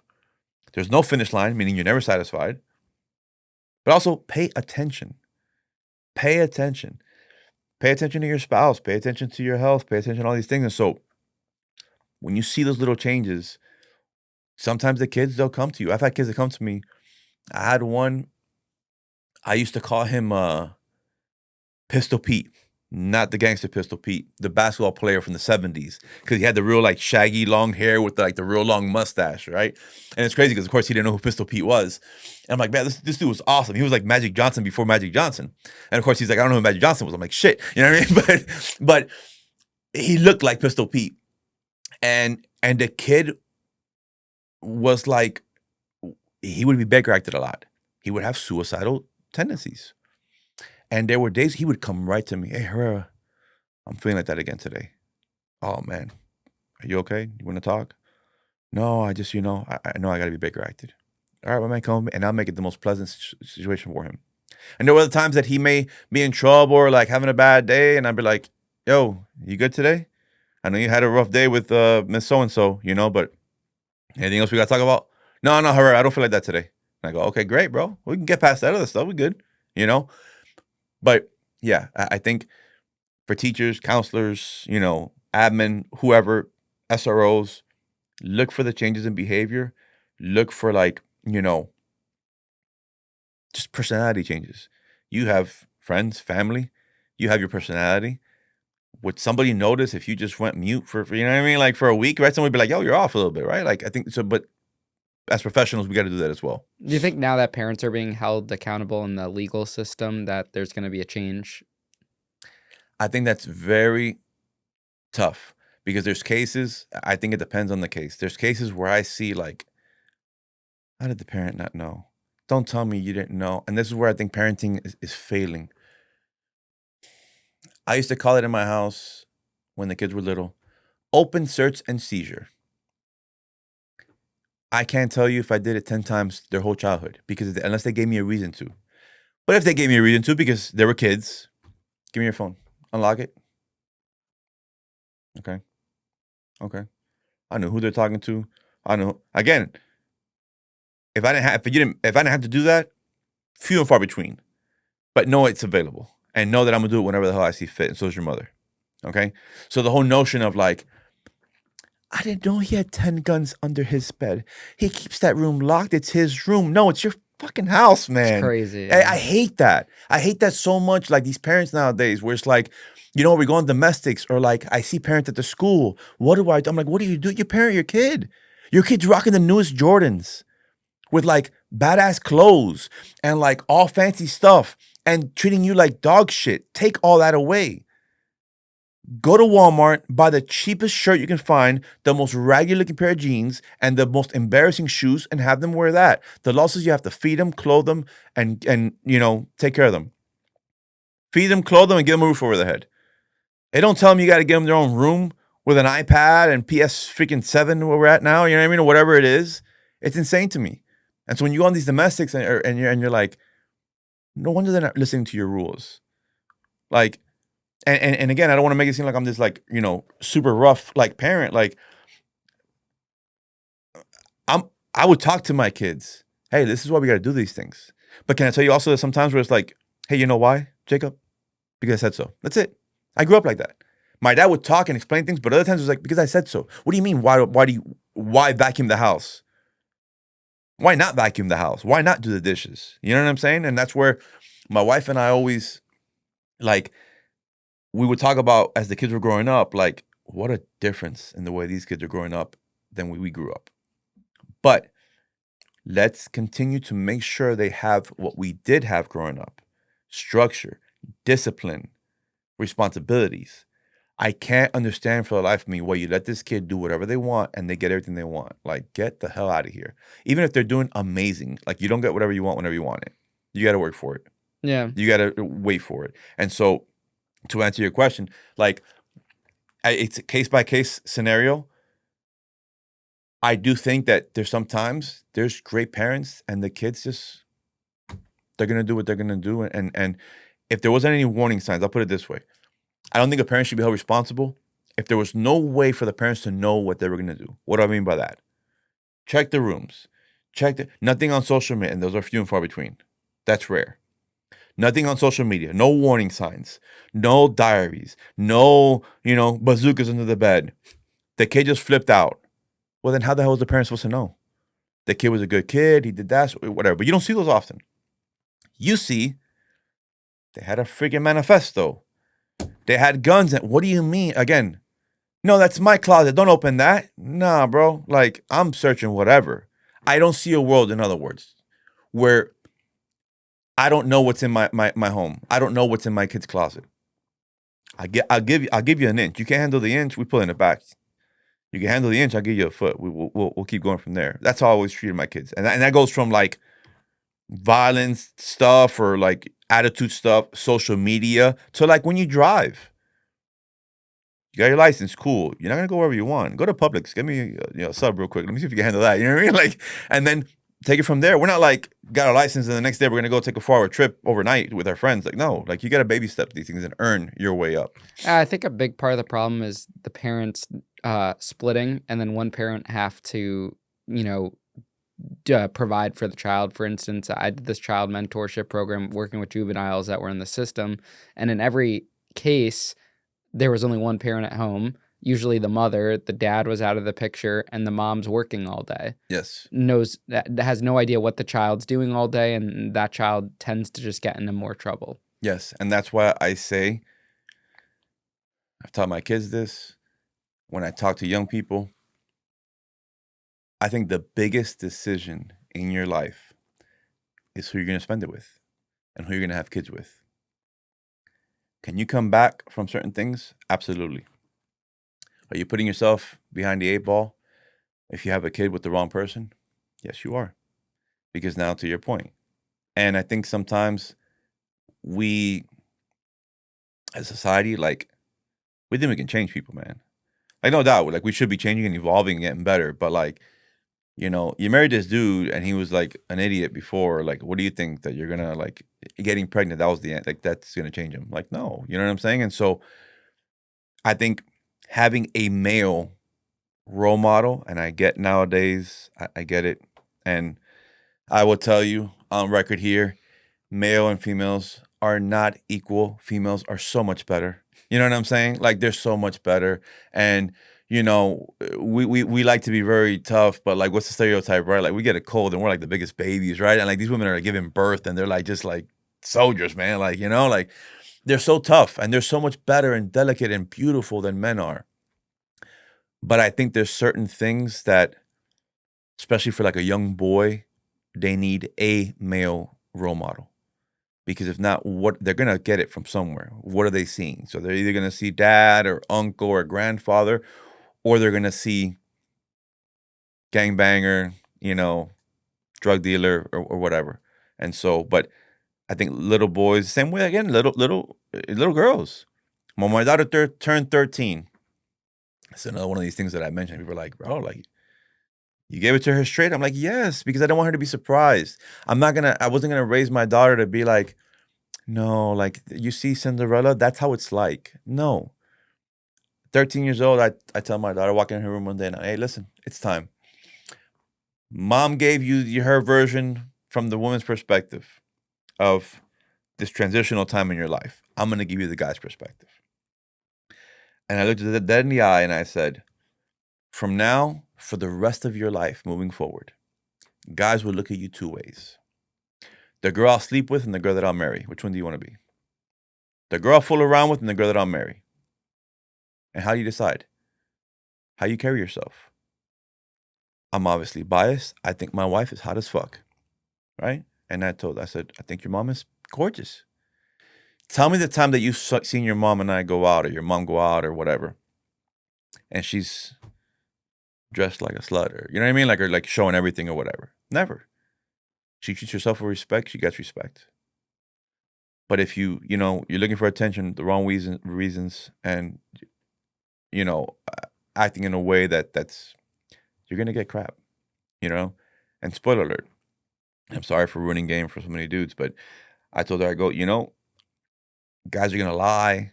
They're gonna tell you everything. They're gonna buy you things. They're gonna just to try to get in your pants. You can't be like that. And now at 20 years old, how freaking proud I am of the woman she is. You know what I'm saying? Like she like to fool her and like, like trap her and no, man, like she's with it, and she's got a boyfriend. He's a good dude, but like she very much like is about respect and all these things. I would also say to her since she was little, when you're looking at potential guys to date, look at how they treat the women in their lives when they are upset with them. What do I mean by that? When they are upset at their mom, is he on the phone with you? Ah, fuck that bitch, man. I can't stand her stupid ass. Or is it, no, my mom really like pissed me off, like I'm just really upset with my mom. You see the difference?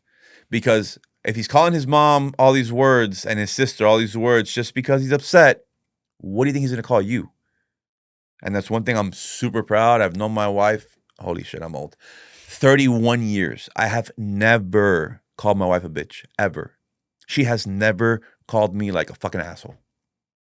Do we argue? Spoiler alert, yes. But we keep it respectful. It's what I call fighting fair. We keep it respectful. We don't curse at each other. We definitely don't touch each other. We don't, so these are the kind of things that I think kids need to kind of like learn and see. And if they don't get it at home, like where are they going to get it from, right? Like, again, and we hear all the time great stories of like this coach, like Tyson. We're talking about Tyson earlier, right? Like, Customato took him in and he got to see these values and all, you know what I mean? Like from a guy that his life was a disaster and he's had his challenges, obviously, but you know what I mean? But at some point he saw this stability. We've heard stories about that. And I think it's important that, that's why I commend you for what you're doing. I think it's great. My whole thing also is to be of service to others. I think that's, you know, such a, it's the meaning of life. If you're only looking out for yourself, what is the point of that? I've taught my kids, like, you don't gotta be a police officer. Follow your heart, but always, always, always be of service to other, and always take care of people that are nice to you for no reason, nothing in it for themselves. All these podcasts that I've like come out on, I've always told like the host, like, you have a friend for life because you had no reason to like have me on and be nice to me. I'm just some dude, man. You know what I mean? Like, and every one of them, I became friends with Kevin, and if Kevin called me tomorrow, hey, I need you over here in Jersey, I'm on the next flight, man, because that to me is what it's all about, you know. How'd you get into hostage negotiations? So that came about 6 years ago. I'm big on communication. I told you about my dad always has been like he's a great communicator. My mom too, but my dad, I mean, he would explain, like, this is why you're in trouble, but you know what I mean? Like, not just like you're in trouble, you're punished or whatever, but let me explain to you like how we can do this better. So for me, communication is super important. And I just started to like kind of be proud of that, I am the kind of cop that when I go to a scene, I'm gonna calm things down. Everybody knows those cops that when they get on a scene, you're like, shit, yo, I'm good, bro. Like, you can clear, because they're gonna amp things up. That's the worst. And that's a hard thing for newer cops too. I teach them as well, where I tell them, like, speak up respectfully, but speak up, because you may have those situations where, a cop gets on scene and he's gonna rile your scene up, and then you're dealt with the consequences, writing the paper for it and the whole thing. But I started to see that, like, man, like it almost like a challenge. Like, I love calming something down that could have been escalated, there are certain things, and we can get into that, of like skills that we learn. Um, is it rocket science? No, man, it really isn't, you know? And so the position came up about 5, 6 years ago. I put in for it.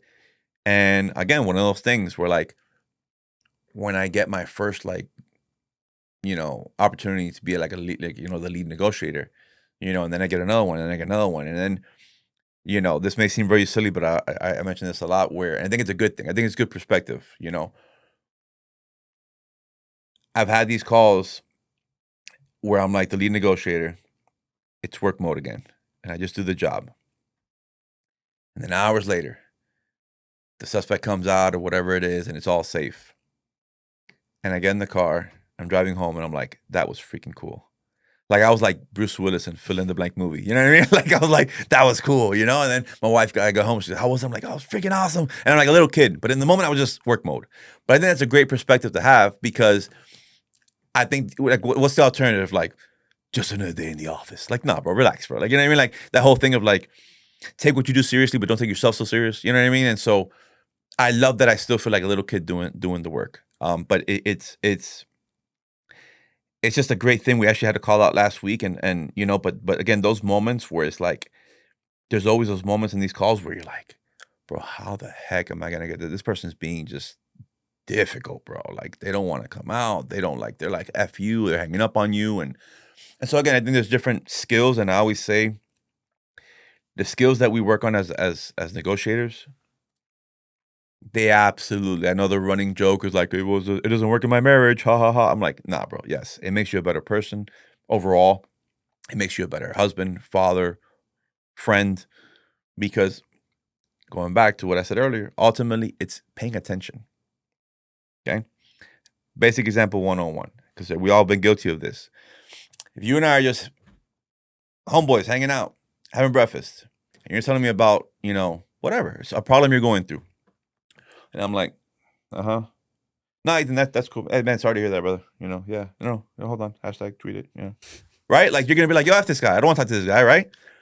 Where if I'm like, kind of lean forward, sounds like you went through a rough time. It seems like that was very rough on you.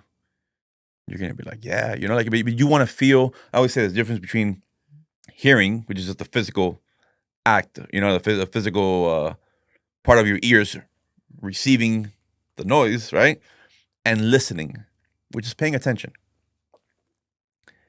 Everybody in crisis, whether you're in crisis or not, but especially when people are in crisis, because people ask me like, what do you see? What's the common theme? They want to be paid attention to. They're lonely. They're having this bad day, but they feel like they have nobody to go to,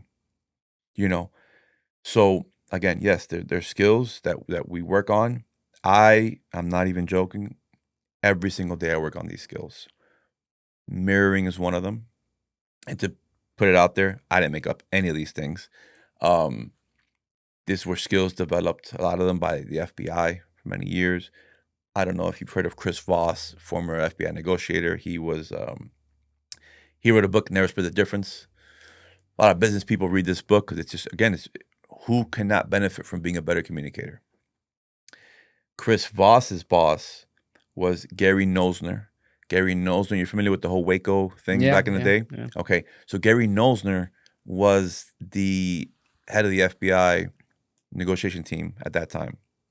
Through the book, it's unbelievable and it's crazy, and I don't like to name drop, but I just think it's one of those moments where it's like, cool, like, I exchange text messages like every 2 weeks with Gary Nosner, because in my world, he's like the shit, you know what I mean? And he's retired now, he's such a nice guy, and I don't, we don't text more because I don't want to bother him, you know what I'm saying? But he even wrote a review for the book, and he's just fantastic.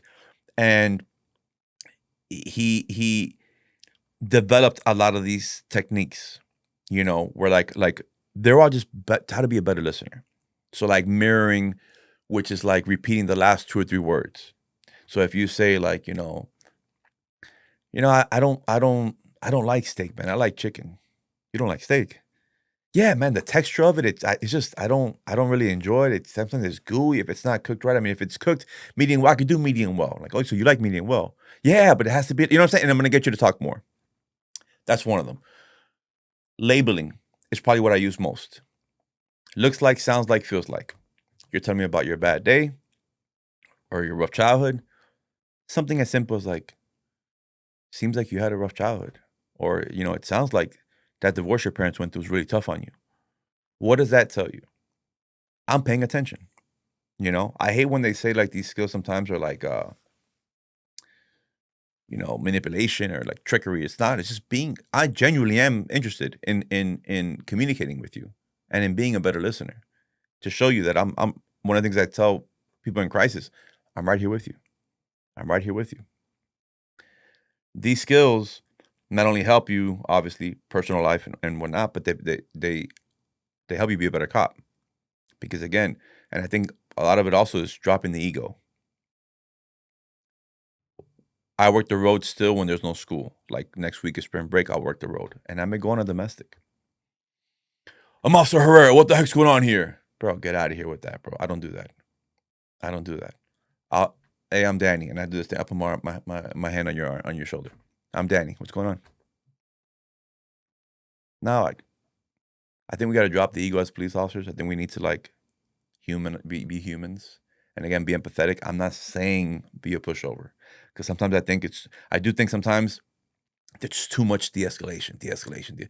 Drop the knife 17 times. Like, no, relax. So I always joke, like, there's a part where there's no more negotiator Danny.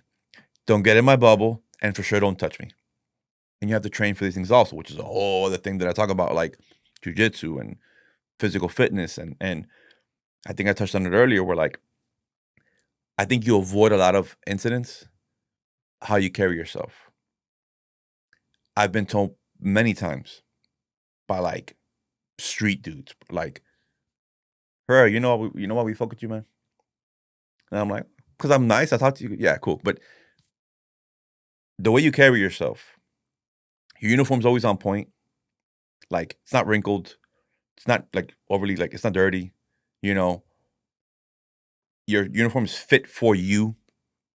You could tell you work out. Like, nothing about you says I can mess with this guy. And it's crazy because you're familiar with a guy named Blake Cook. Mm-mm. So he's been on several podcasts. We've connected on the gram, but I was actually on another podcast that with Born Primitive Tactical. It's a company that he now works for. But he went on Sean Ryan and he spoke about the same thing. And when he said it, I was like, bro, that's me talking. But it's true for a lot of officers, whether they have the platform to talk about it or not. You don't think like criminals are looking at you and saying, oh, I could fuck with that guy. Or like, nah, bro, this guy's about his business. Yes, also, I treat people with respect. I leave the ego at home. I'm not here to, again, it's not personal. But I think the way you carry yourself is big. Then there's these communication skills as a negotiator that you can use every day because, again, I think connection is important. And I think people want to be heard. You have to give people the opportunity. Again, when you have people in crisis, they just want to be heard. And so while there's techniques and skills and all these things that as a negotiator, I think sometimes people get confused and they're like, well, you must be a smooth talker. And I go, no, I'm an amazing listener. Which is more important. I would say that our ears and our mouth is our biggest tools as police officers. Forget about the bat belt, you know what I mean? But the ears being number one. And I'm not saying that's the answer for everything. There's some situations there are non-negotiable, you know what I mean? But start with that. And you would eliminate a lot of unnecessary, incidents that escalate for no reason. I love being known as like a de-escalator, What do you think's the most common call you respond to as a hostage negotiator? Where one's actually needed? Domestic related things. Yeah. Domestic related things. I'm trying to think about one that wasn't domestic related. The one last week was the woman thought her husband was cheating. And then she barricaded herself. I had one where it was a former student at the school that I'm at. And this was a challenge because there was no way I couldn't get him on the phone. He had dished the phone. And he was hiding in a shed.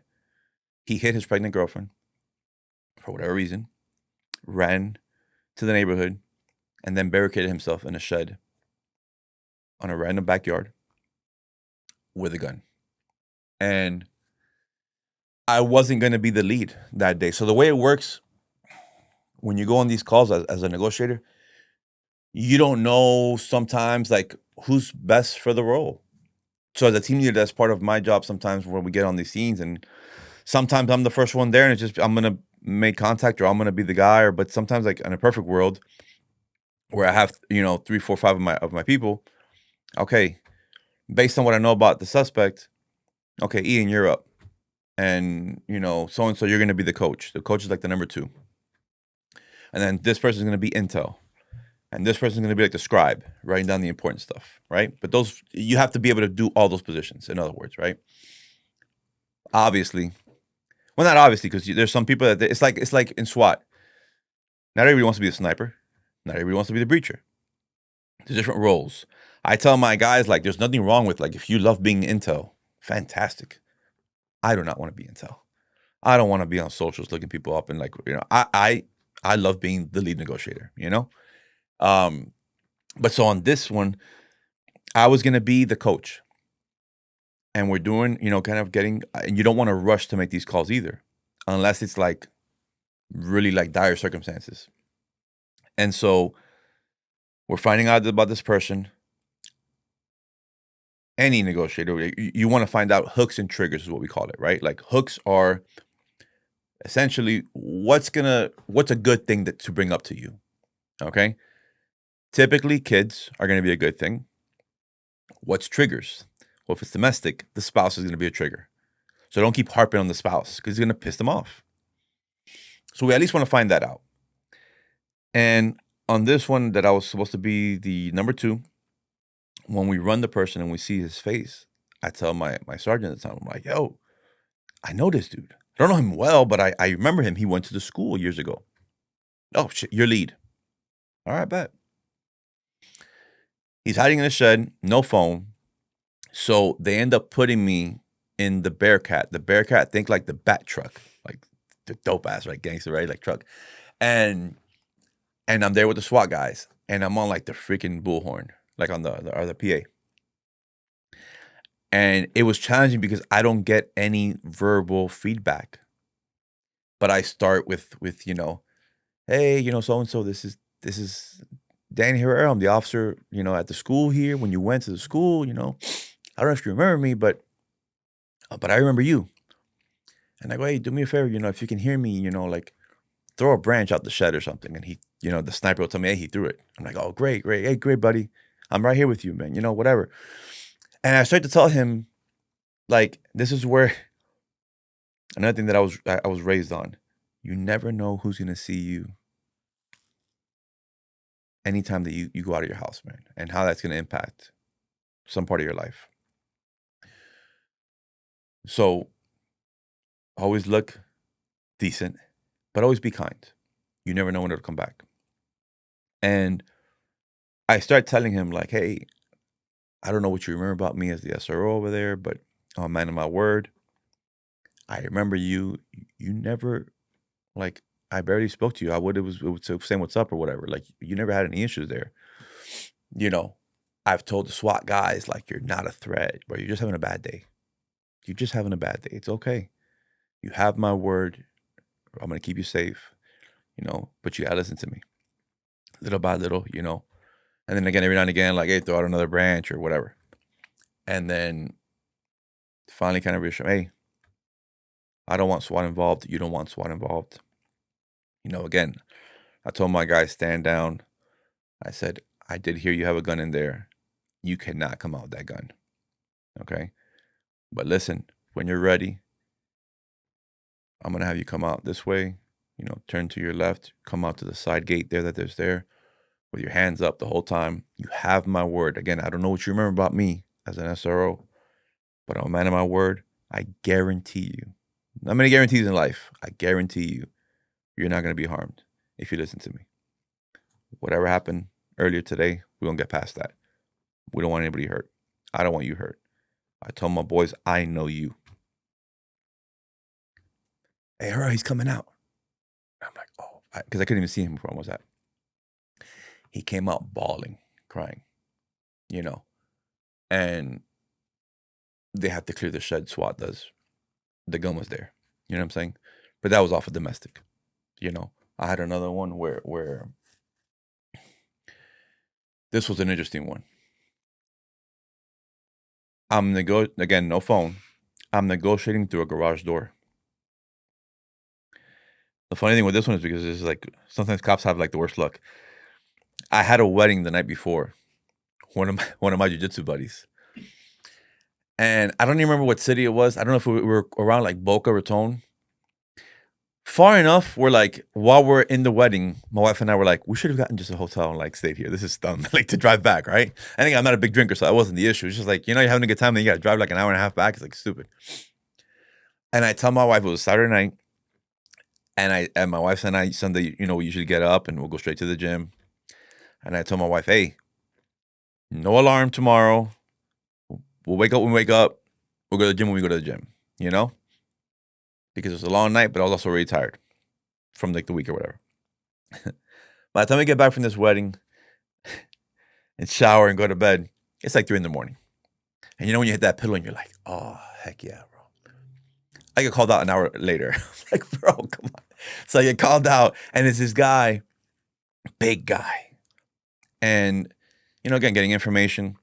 He's in a garage with his ex-girlfriend who was on some kind of drugs because she would not stop yelling and crying, but like yelling.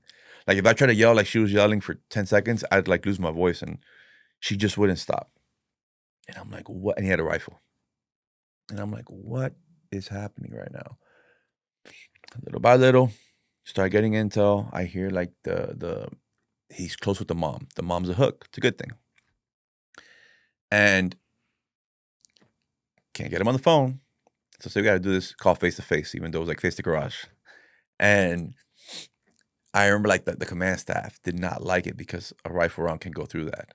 And I was like, and again, stupid work mode, but I'm like, I don't give a shit. Like, this is the way I got to do. I can't hear him. So I got my partner at the time. He's holding up a shield, the poor guy. Sometimes his arm's about to fall off because this is not like a 5-minute thing. So I'm through the shield, but I can barely hear. So I'm like, get the stupid shield out of my face, And I'm like, and I would bang on, hey, listen to me, bud, And I'm trying to like do my thing or whatever. But early on, I tell him, hey, I got to be honest with you.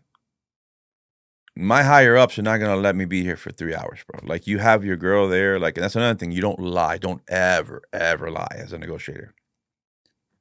They catch you in the lie. Any rapport you built, it's a wrap. And the girl's screaming. He's like, I'm not telling her she can't go. She's like, you're blocking the door. You don't let me go. He's like, and I'm like, and I know by seeing, we looked him up, and he's a big dude. And I end up, there's a lot going on because like my focus is talking to him. But I have my number 2, and he's like, hey, the mom's coming on scene. And I'm like, what? Okay, whatever. You gotta be careful with that. We're getting like a third party, involved. It could be great. It could be bad. Why could it be bad? If you have somebody who wants to kill themselves and kill somebody else, don't give them the chance to say goodbye to their loved ones, right? But so you have to kind of like feel it, how it works that day. They said it was going to be a good thing. Okay. Never happened before, never happened since. I hear the mom in the Bearcat, in the bat truck, on the PA. Baby, it's your mom. And I'm like, what's happening right now? Never seen that before. And she says, and I go, hey, tell the mom to say my name. Listen to Danny. Keep saying that. And she goes, baby, listen to Danny. He promises you're not going to get hurt. Listen to him. And then I hear her saying, baby, remember that friend of ours that we know from Miami? He's here. And in my mind, I'm like, what the fuck? What is he talking about? And I'm like, whatever, I'm like, okay, cool, And it wasn't until, so she was getting the PA, and she's like, listen to Danny. And I go, hey, bro, mom's here. I'm banging on the garage. And I'm like, mom's right here, bro. Like, stay with me. She's here. You're fine. You haven't hurt her yet. Like, mind you, I cannot stress to you enough, this girl does not stop screaming. I don't know how physically she was able to do that. It gets to a point where like 2 hours something into this thing. Now, as negotiators, we are prepared to be there all day, every day. SWAT, they want to break down the shit and get done and go have lunch, right? Like, and I'm not talking shit about SWAT. We work great together. They're great dudes, and you know what I'm saying? But just different. As a matter of fact, like the difference between when I started to like now of the two teams working together has just been so much better, you know, and I never took that personal. They want to do what they're trained for. We want to do what we're trained for. But it wasn't until like they're like, yo, like SWAT's gonna end up like breaching. He sees from inside the garage, you know, I'm talking to the garage door that separates outside of the house to inside the garage. But inside the house, obviously, he can see from the windows through the door that goes into the living room or whatever. It wasn't until he sees SWAT approaching. And this guy's like 6'4", like 300. And he starts like crying, what are they doing here? What are they doing here? And I'm like, I'm banging on the door. I'm like, hey, stay with me. Stay with me. And I go, listen to me. Listen. I told you 2 hours ago. They're not going to let me be here all day talking to you. You have a rifle. You cannot like pretend reality isn't what's happening. That's another thing, you know, like you got to call it what it is. I told you they're not going to let me be here all day. You have a rifle. You have this girl here. You see SWAT now. You don't want SWAT involved. I don't want SWAT involved. Come out to me. I guarantee your safety. And I said this thing I'm going to say now, and it's not textbook, and you have to be careful. And later on, I remember one of the higher-ups telling me respectfully, like, you know, typically you wouldn't say that. And respectfully, I rebutted, yep, but it worked, and there's a reason why I said it. Point is, there's no textbook shit. So different circumstances, do what you got to do. But I said, we're running out of time for this to go the way you and I want it to go. You see SWAT moving in. I don't want them involved. You don't want them involved. Come out. We're running out of time. That could have been bad, right? Because then it's like, you know, but 5 seconds later, zzz, the garage door opens up. My partner yanks me for safety. They go and they get him. Safe, no problem. Walking around, you know, with those type of things. As soon as it's over, like you're taking, I had the whole vest, the helmet thing, whatever. Give me a water, and the Bearcat opens up, and the mother comes out shaking and like crying, where's Danny? Where's Danny? When she sees me, she gives me the biggest hug, man. And this is where I got no shame. I almost got emotional. You know what I'm saying? Thank you so much. Thank you so much for not letting my boy get hurt. Not letting my boy get hurt. And then out of the Bearcat comes that friend that she mentioned, remember? From Miami. It was my chief of police. I was like, what? I ended up finding out later on, because he used to, you know, work for Miami. There was an incident many years ago where those families connected, and he had kind of like built an acquaintanceship with that family. But I was like, well, I guess that wasn't a bad one for the chief to see. You know what I mean? Like, but it was a great team effort, and I'm glad that like that's another thing from the 5-6 years since I got on the team to now, like the respect that the team is getting. It's part of such an amazing group of people, and it's like again, such pride in like taking these really bad situations and like calming them down. So that was one of my good ones. What do you think the most important lesson that being a cop has taught you? Life lesson. We're all humans, man.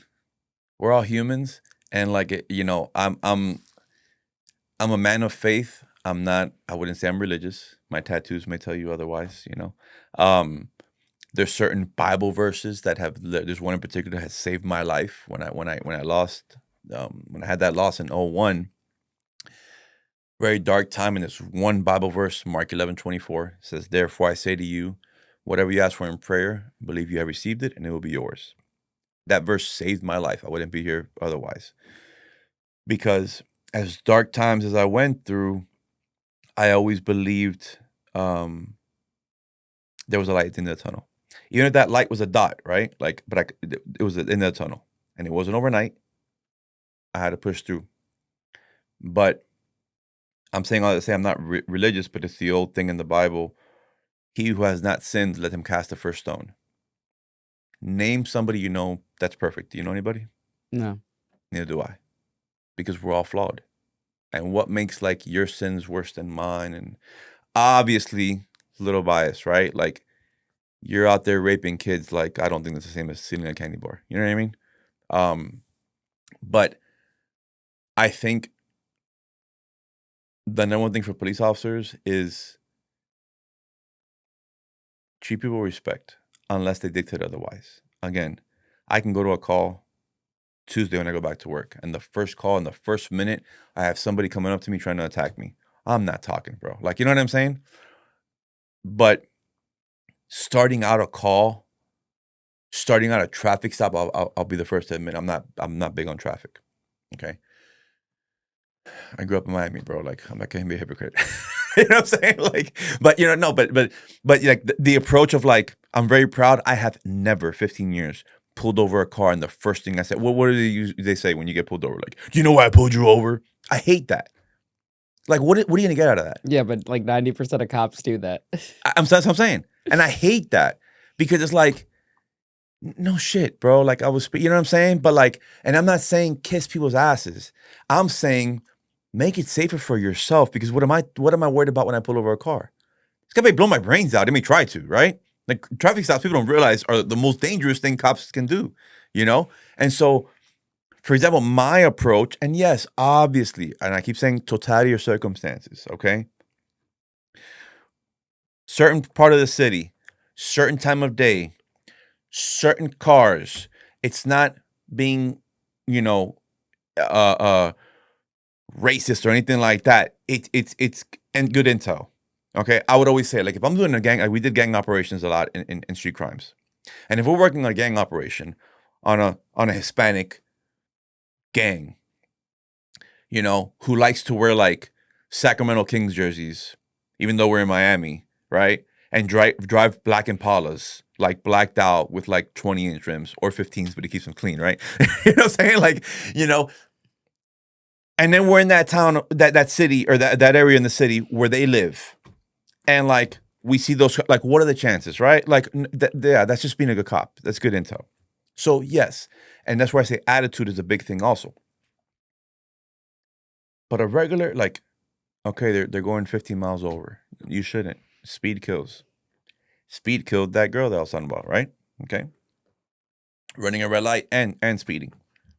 This was the accident where she passed away. But who that you know, 100% of the time, drives the perfect speed limit? Nobody, right? So again, I do this when, and again, I don't do a lot of traffic stops, but when I do, let's just say it's speeding. I do always go passenger side. I never, unless I try to get them to, if they don't pull over in a way that's safe for me to go passenger, I'll have them move. I don't like going driver's side. It's just one of my things. Many ways that I was taught, the way that I like to go is passenger side. And depending on totality of circumstances, if the car's blacked out with tints, I'm gonna like kind of like bladed, knock on the back window, passenger side, ask you to put the windows down. I'm not gonna just go to the front. I don't know what it is. Not tinted, I can see, no problem. I'll still go passenger side. But just a regular speeding. You know the first thing I usually say? Where's the party? I want to go. And they're gonna laugh just like you did, and then they're gonna be calm, because I started already with like, I'm a human. Yeah, you're disarming them. I'm disarming them, and then I'll tell them straight up, hey, listen, I'm not much of a traffic guy. Yo, truth be told, if I had to write a ticket, we're gonna be here forever, bro. Like, I don't got time for that. You don't got time for that. So, you know, I'm gonna run all your stuff. Everything's cool. I'm gonna give you a warning. Just please slow down. And I have to worry a little less about getting my face blown off when I come back to the car. You know what I mean? And I run them. Everything good? No warrants or whatever. Hey, I told you. Man of my word. Please slow down. Okay, good. That's a positive interaction if you ask me, right? Okay. You know, be human as a police officer.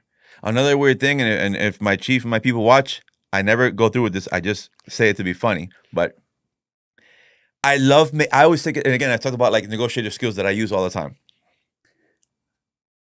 I'll go to the supermarket. This is an example that I need to worry about my chief watching, but I'll get to that.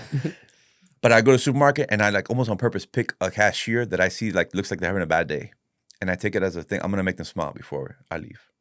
Now with my wife calls me the mayor of Miramar. I'll talk to everybody. We're staying at a hotel. We told you about the hotel we're staying at.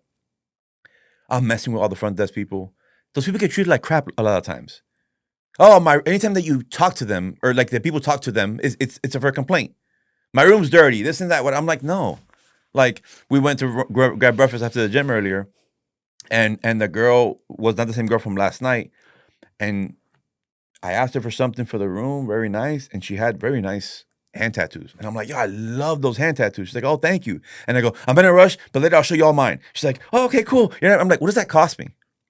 I make them smile. And then like, and then God forbid, it's not because to get something in return, but then God forbid I have an issue in my room. They're gonna remember like, oh, that guy was cool. Like, yeah, I got you. You know what I mean?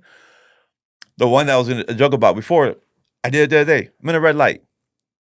And just I'm bored or curious, and I see somebody, and it could be like an old lady, and I'll, and they'll look at me and they'll be like, yes. And I go, when the light turns green, do you want to race? Bro, and they always then laugh. And I'm like, I'm just kidding. And I'll literally be like, cops are people too. She goes, okay, And I'm like, it's so what? But to them, they're going to go home and be like, yo, this funny ass cop. Like, you know what I mean? Like, I'm not going to do it, but just to show them like we're people, and I have my little quirky things. My kids, now they're older, like I said, Papi with his dad jokes, and I get it. I don't care, bro. I'm not afraid to be corny or whatever because show people you're a human. You know what I mean? Like I think that's pretty dope. I think that's the way we should be. Yeah. I love when you said I heard you come out on your coach's podcast, right? Mm-hmm. And you talked about how you love having law enforcement. How you find it interesting that law enforcement loves talking to you because of your past, and you realize we're just people. I love that you're showcasing so much of that. Because I think so many people have like a stigma of what police are based on what they see on TV and all that stuff. And I wish they would just realize more and more we're just people. Well, that's why it's important to have you here. Yes. But Danny, I appreciate you, man. Love your energy, and thanks for coming out here and doing this. Thank you for having me. You are awesome. Appreciate you, man. All right, brother.